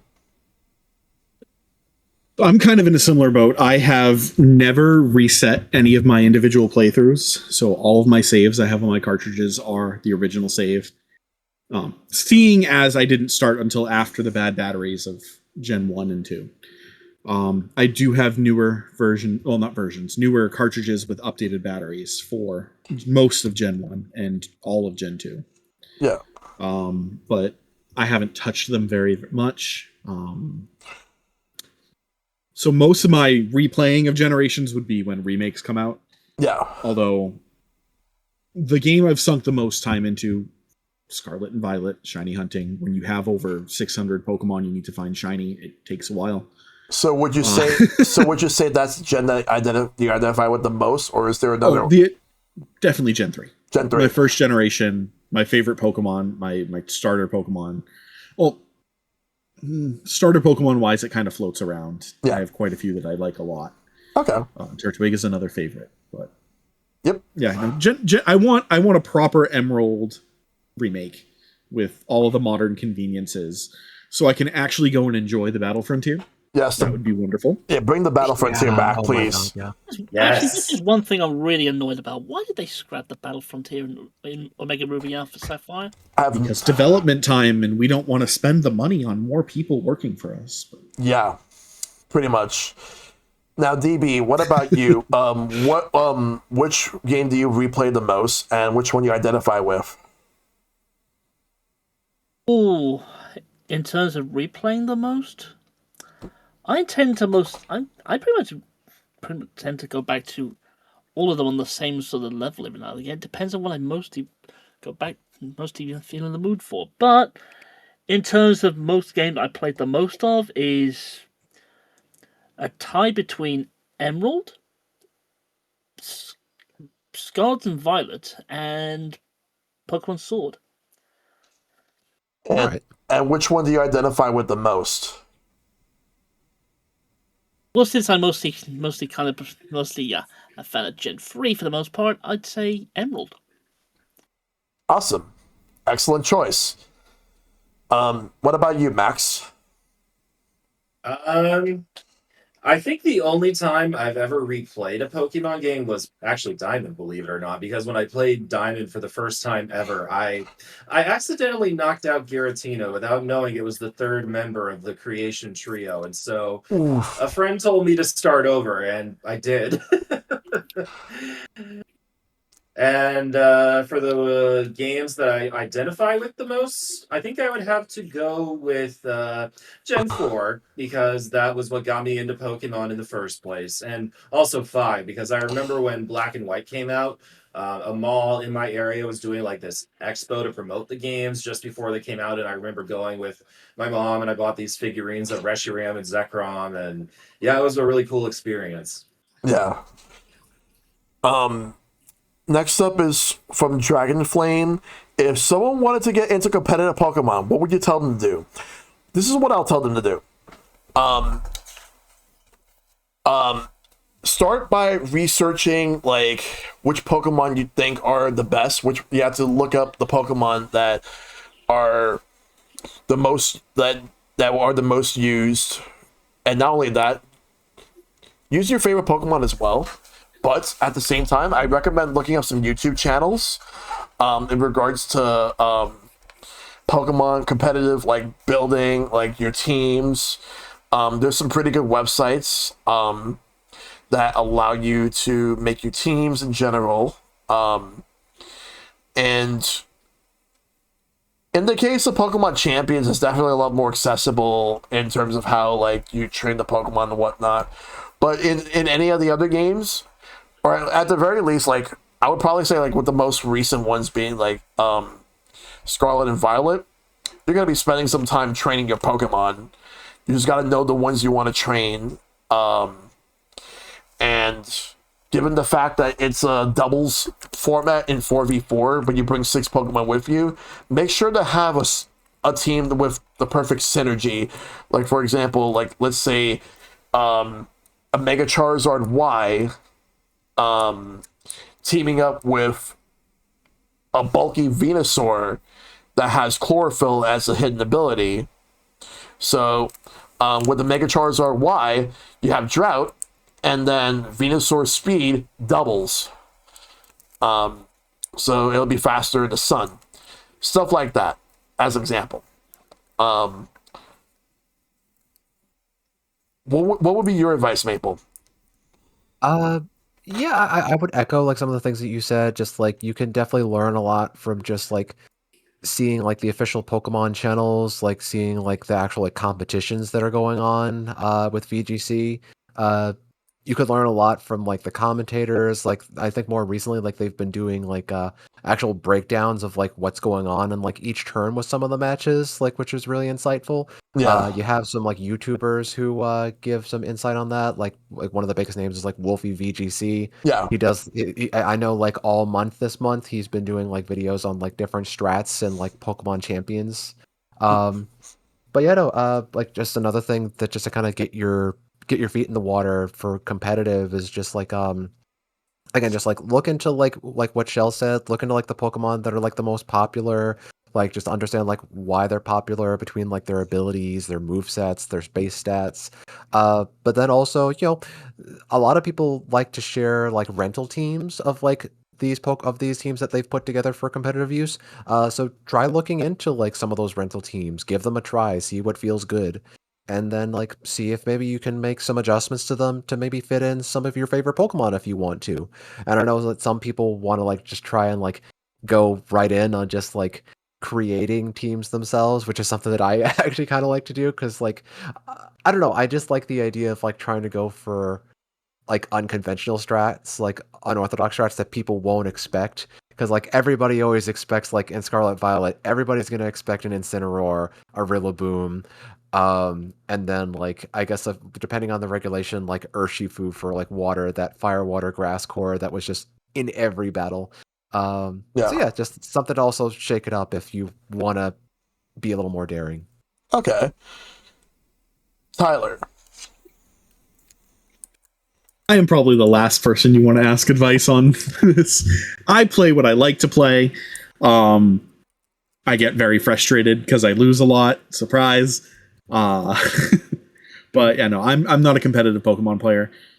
My extent of my knowledge is, as we just heard, go for a core 3, either a Fire Grass Water or a Steel Fairy Poison, something like that. A trio of sorts.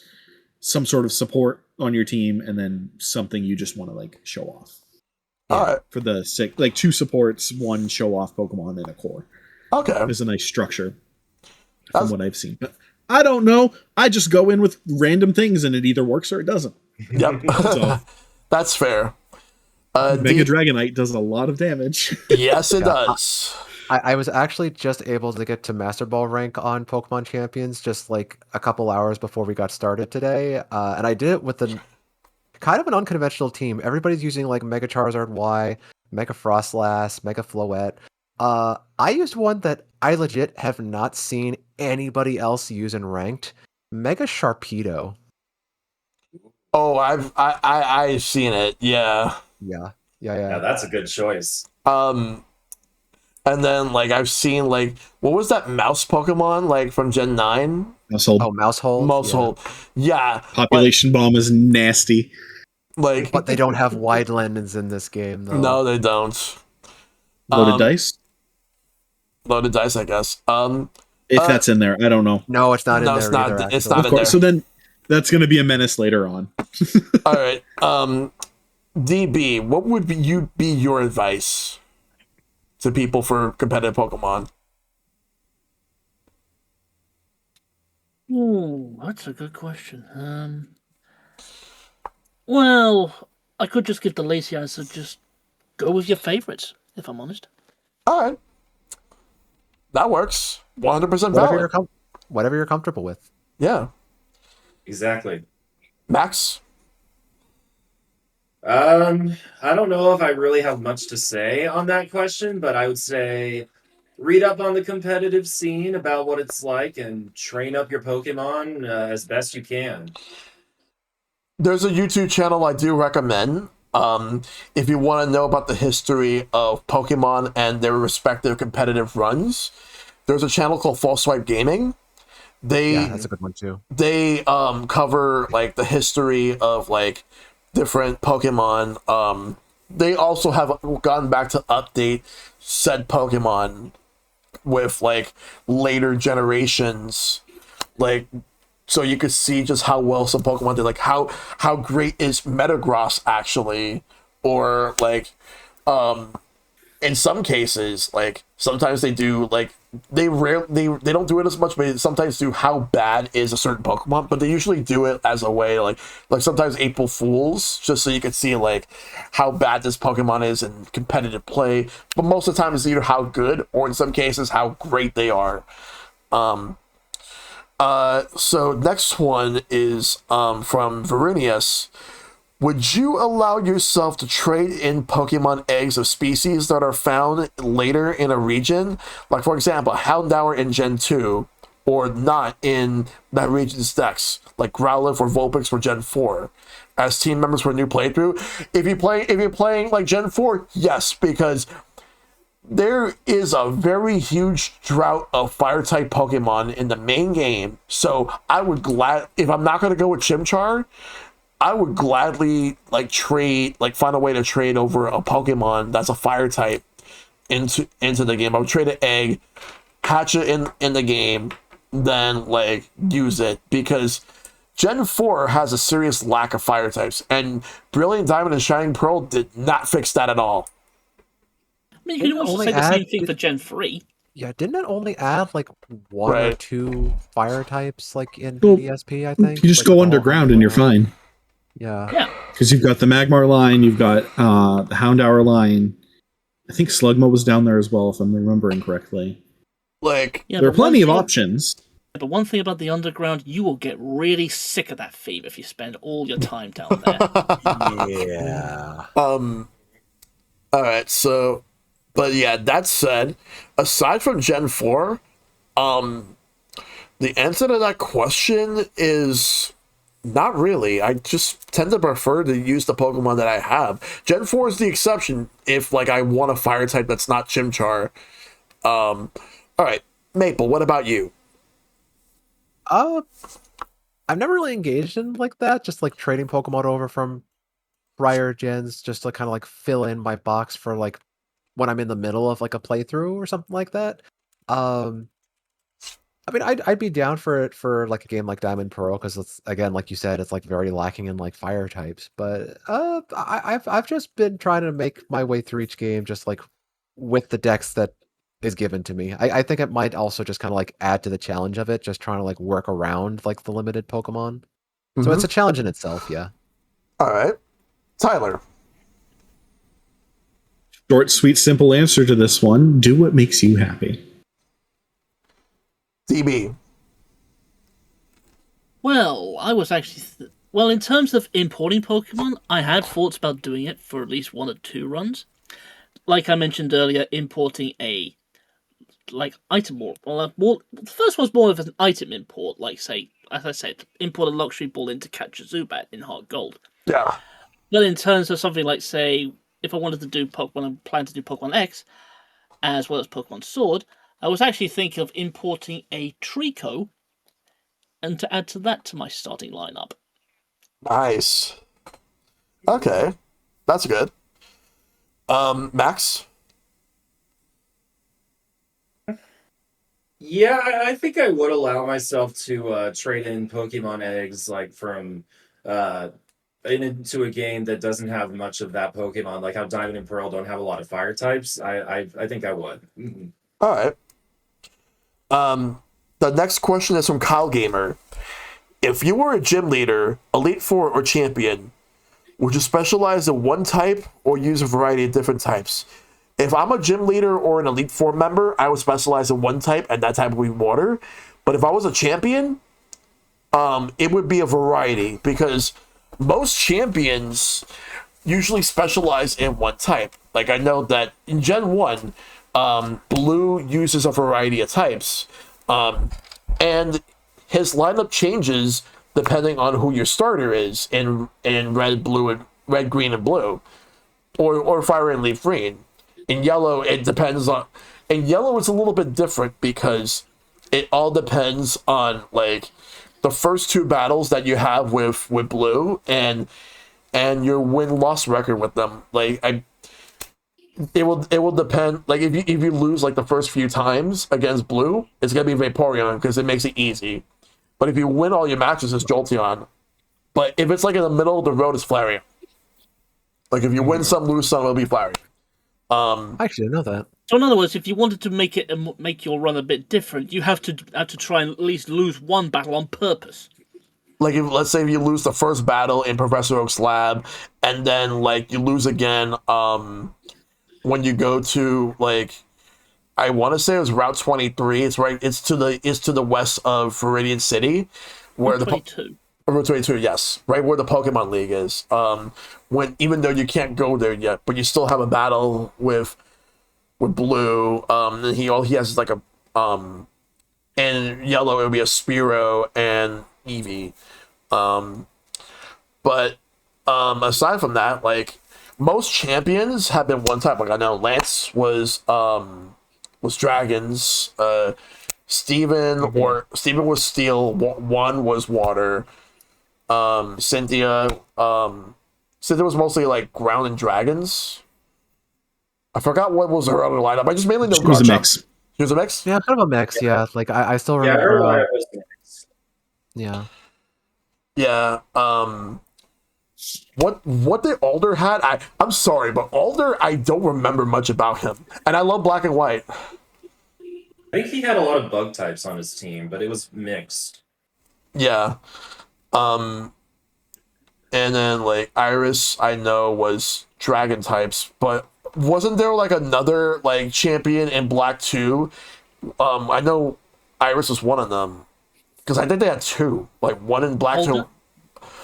Oh yeah, Alder was black and white one. I remember that. Like right after like, and he Right after the end the first time.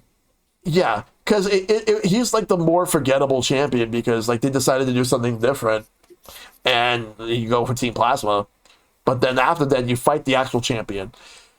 Diantha was Diantha Fairy? Yeah, more so She was fairy. a mix. Yeah. Yeah, Because she had both of the fully... Yeah, she had fully evolved both of the fossils. and then And a Hawlucha for sure. and then it's like in Gen 7 you become the champion, and then Gen 8 is Leon.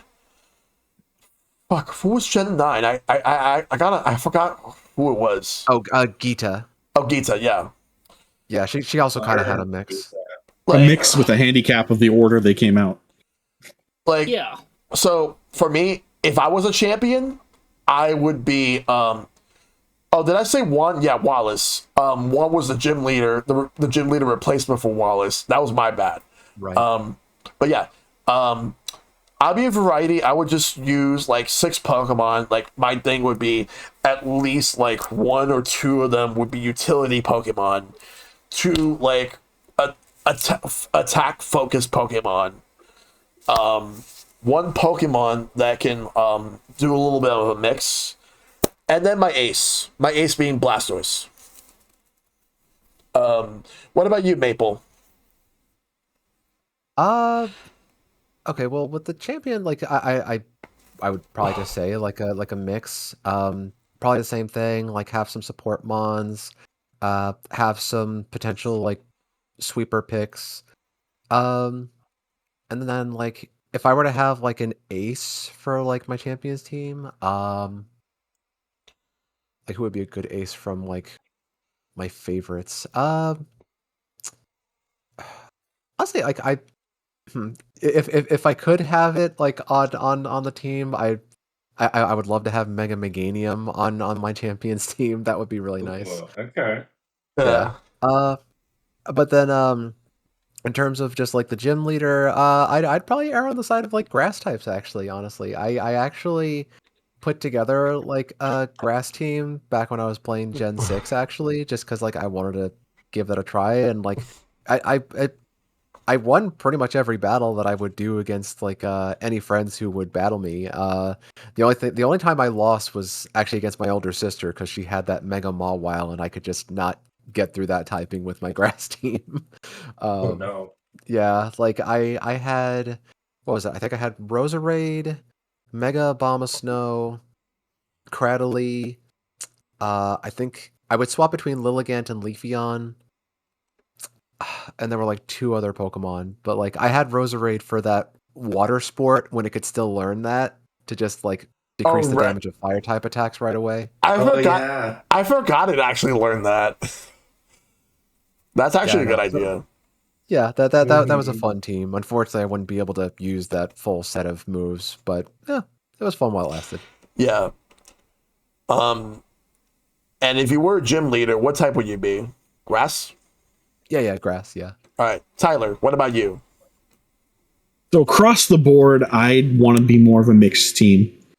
Rather than a type for a gym, I'd rather like some sort of theme. So like more like a career focused, because I mean, like a lot of the time we see that, but they're all focused on a specific type because that career would be, you know, hand in hand with it. But I want a little bit more of a challenge and a little bit more, you know, whimsy and fun to it. Ace Pokemon probably be Mega Salamence. Let's be real. Yeah. But I'm open to different options depending on what's to come, and I know there's an upcoming question that I have a lot of thoughts on as well. So Oh, absolutely. that could play into that. Mm-hmm. What about you, DB? Like, type would you be if you were a gym leader or champion? Or if you use a variety of types? Well, I would mostly use a variety of types if I was a champion. In terms of gym leader, I kind of do somewhat the same sort of thing that Blue did in Gen 2. Basically have a variety of Pokemon? Yeah, basically. Yeah. That's a great way to do it. And I already know who your ace is. Right behind you. Yeah. Max, what about you? If I were a champion, I'd probably use a variety of different types because that seems to be what most of the champions in the games have done. And if I were a gym leader,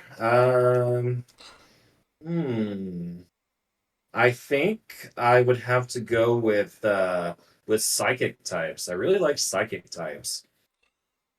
All right. And as a champion, who would be your ace? My ace. Like your main Pokemon in the team. Ooh. Yeah.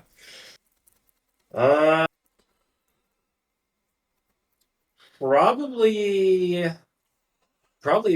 Well, if I'm using a lot of psychic types on my team, I think I would have to say either Metagross, a la Steven, or maybe Gallade. Ooh, Gallade. Oh, Gallade's really cool. Good one. All right. And the last one is from Professor Icepick. Are there any type combinations that either don't exist or are rare that you'd like to see added to future games? There's one that doesn't exist that needs to exist in Winds and Waves, and I'm going to tell you what combo it is, and I'm going to mention what type of Pokemon I want to see out of that. Bug Dragon. It needs to be a legendary, and my idea is basically, I know we have Pokemon like Venomoth and Volcarona, but my idea is for this Bug Dragon legendary, it needs to be like a giant evil moth in the same vein as Mothra from Godzilla. Basically, it would be that.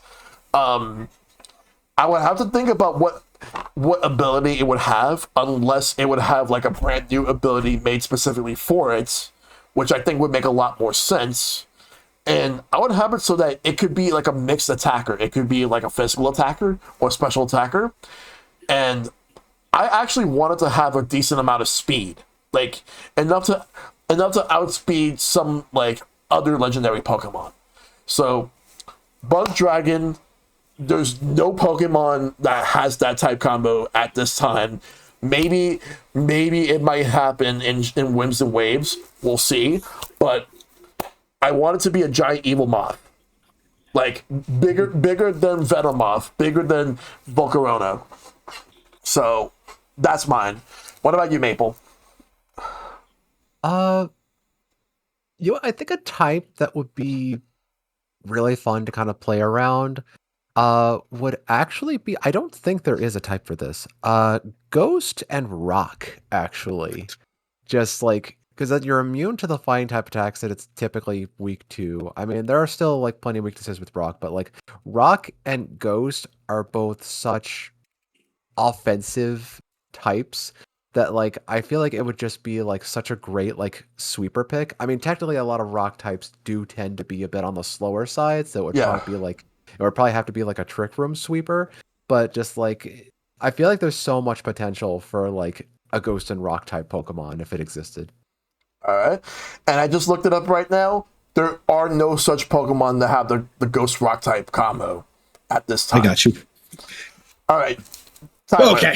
Tyler, your so turn. the list of unused types are normal ice, normal bug, normal rock, normal steel, ice poison, ground fairy, bug dragon, rock ghost, and my focus, fire fairy.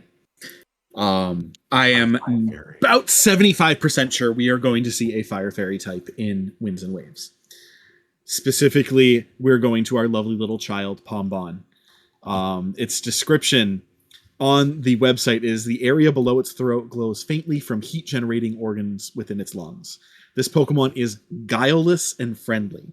And the definition of the word guileless is someone who is innocent, sincere, and free from deception, trickery, or dishonesty. So a very it just lends itself to Fire Fairy already. So I'm pushing that. I'm pushing that narrative.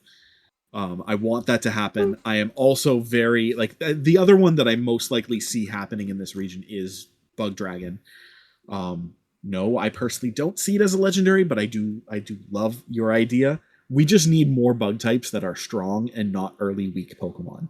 Right. And that is a personal choice of mine. Seeing my 3 favorite types are Ghost, Bug, and Dragon. So the bug needs a little bit of love there. Yeah, because right now it's just Volcarona that's mainly been Pretty the much. only viable bug type. Yeah. Yeah. What There about are you? also plenty of Pokemon type combos that are only occupied by specialty form Pokemon or legendaries as well. So Mhm. Yeah. I'd like to see some of those be distributed out to the lovely people that deserve more. Okay. All right. What about you, DB? Well, I was going to say Fire Ice, but then again, I just remembered Gallery and Darmanitan. Yep. Yep. Right. Oh yeah. Specifically Zen mode that we never get to see. Yeah.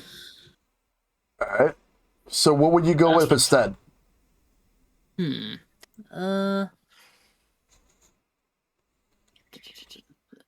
I mean, it's still a valid choice. Yeah, because it is the only Pokemon of like that type combination. Yeah. Yeah. Other ones in that category are Normal Ghost, Fire Water, Fire Electric, Fire Steel, Electric Grass, Electric Psychic, Ice Steel, Ice Fairy, Yeah, Fighting Rock, I'll post it right Poison, yeah, Poison Psychic, Poison Fairy, Psychic Ghost, Psychic Dragon, and Dragon Fairy. here. What would you go with, DB? Technically, there is a Dragon Fairy. That's Mega Altaria. Oh yeah, no, those are all ones that exist, but it's only like one Pokemon or legendaries or a alternate form. If since it actually is one that exists, but you never get to see it very much, I would say at least more Fire Ice types. Yeah. Yeah. Would be nice to absolutely have them. Because there's some potential in that. Like, for example, is the one example I could give, but no, wait a minute. Gallery and Darmanitan already can somewhat do that. I was going to say disguised as a snowman that can actually breathe fire, but again, Gallery and Darmanitan could probably do that. Yep. Sounds like something out of a Christmas horror movie. Yeah. Freezer burn Pokemon. Honestly, Fire Ice would be a fantastic type combo, D-Birch, if they were to ever do more. I mean, would you say a Pokemon that's more or less focused on hot ice? Is that if a hot ice is such a thing? Like, probably, like a steaming ice or something. Dry Ice. Yeah. Yeah. What about this then? Molten ice. Okay. That would be interesting. That would be very interesting. All right, but I like that idea. Like, that actually works. Maybe we could probably see something like that in Winds and Waves, but we'll see. Oh, actually, what that could, you know what? Just with that idea, you could like have an ability. Isn't it kind of? Forget me if I'm wrong. Doesn't Excalibur kind of have a similar thing? It was like thermal exchange. If you get hit by like a fire type move, you get like a power boost or something like that. Yep. Yeah. So like so maybe it could have that ability too. Yeah. They should make one like that, but for ice types. But yeah, Oh, like if you get hit by yeah. but yeah, I think that with a type combo like that, DB, and especially with the region that we're gonna get in Winds and Waves, I think it would fit in very well. Mm-hmm. So, absolutely good thinking on that. Max, what about you?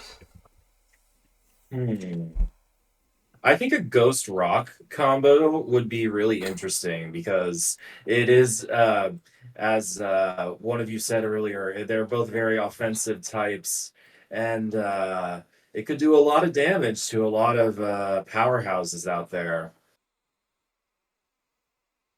Yeah, ghost types are very common, and rock's very good. A very good counter against like some of the big meta picks. Yeah. Mm-hmm. Mm-hmm. And then additionally, no one brought up Ground Fairy. I'd love to see a little gnome Pokemon. That'd be a fun one. Oh, That that'd would be cute. And we would have to Yeah. deal with the gnome menace. But yeah, I feel like the ones that aren't combos with normal are I would feel like there's only 5 of them. So we could probably see all of those in Winds and Waves. Yeah. Mhm. All right. Yeah, I would like to see some more combos. In general. Regarding everything, I'd like to see just what could they potentially do. I hope that we get some more combos in Winds and Waves. But yeah. Regarding everything, I guess you could say that's definitely gonna do it for this show tonight. Like that's all the community questions. But yeah, like that was a lot of fun. Yeah, actually, there was actually was one thing I forgot to mention, like during the talks, just like about like playing Pokemon. Again, I haven't tried anything that much outside of like just like casual gaming, but I did mention to you, Shell, and DMs that like back when I was in college, like I was so tired of just like learning Spanish. As much as I do enjoy learning other languages, like I was just like, okay, let me try picking up something different in college. I picked up Italian, and I loved it so much that I actually made it my minor when I was in college. And I was just like, okay, you know what? Let me incorporate this into Pokemon. I actually played through the entirety of Pokemon Omega Ruby in Italian. This is And ironic. yeah, I mitered in Spanish and did Sword completely in Spanish. oh my god. Oh my god! Wow. You know what? You inspired me. If I had to pick a language, you know what? I kind of want to do because here's the Matt, thing. yes, you did change my life. Because I definitely want to learn Japanese. So and the thing is that Pokemon is one of the main reasons why I want to learn Japanese.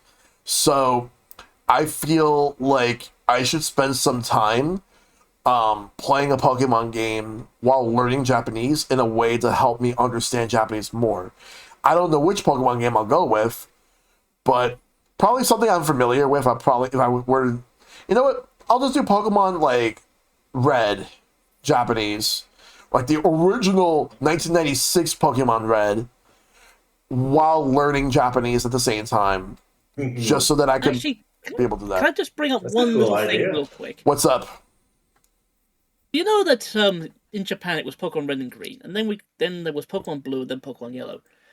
Would you say the Japanese version of Pokemon Blue is the true third version of Gen 1? Um, Well, I mean, it's just localized to the US. It doesn't really give anything new like a lot of the other third versions. Well, if you look at the exclusive lineup, there are some Pokemon that were kind of chained around a bit, like Yep. you can catch wild Jinxes and Lickitungs, for example. yes, and Okay. I remember Tauros and Kangaskhan. The only way you can get them in the Japanese Blue is through trades. The same thing goes for like being able to catch like you cannot catch Electabuzz or Magmar in that game. And Well, you can also find Ditto in Rock Tunnel, so if you wanted to get a Ditto early, yep, as well as Okay. Raticate, Clefairy, and Rapidash being added to Cerulean Cave. And HP ups were then started being sold in the Celadon department store.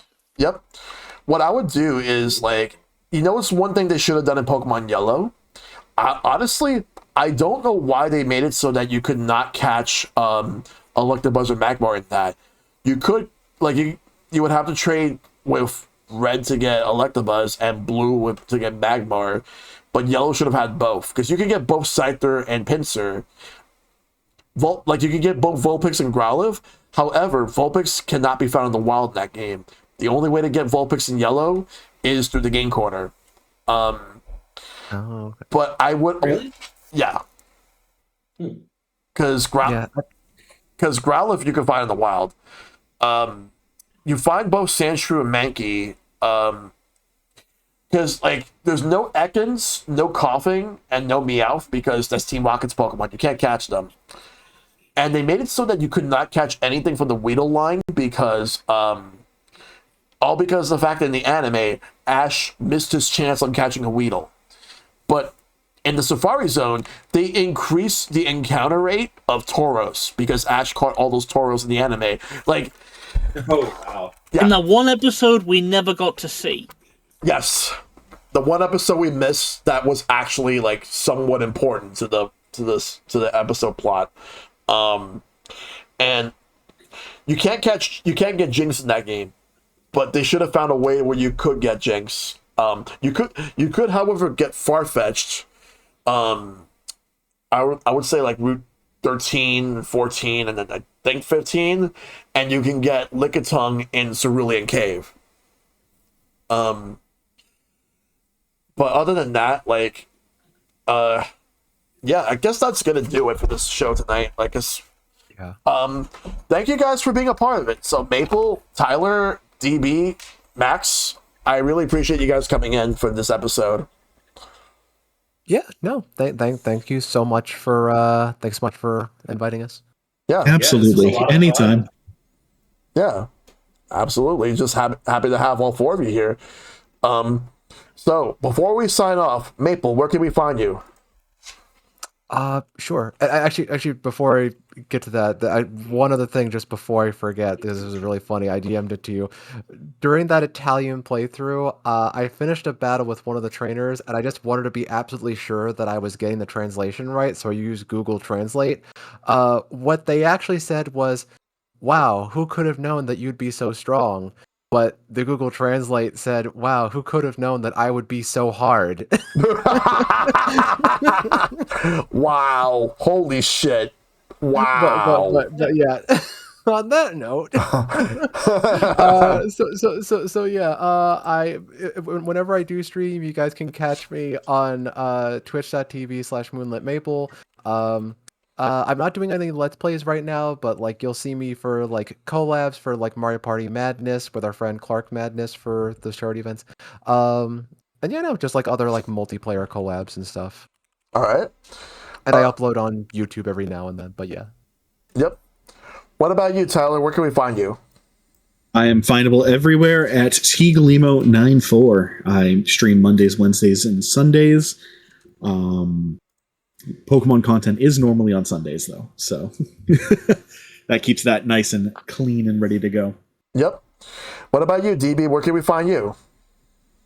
Well, you can mostly find me on Twitter and Blue Sky at debudger1. And you can also find my streams on Twitch at twitch.tv/debudger1. Yep. And Max, where can we find you?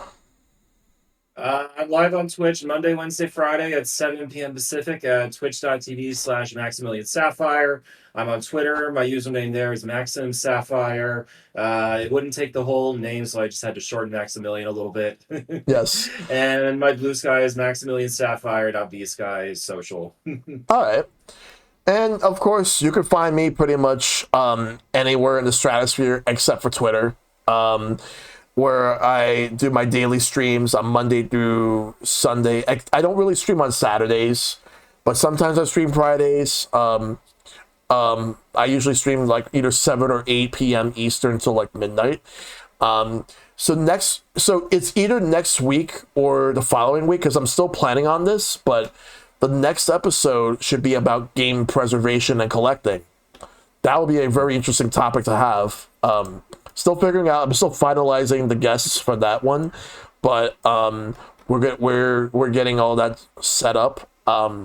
It should be next week, but I gotta clear it with one person first before anything. But yeah, game collecting and preservation. That's next week.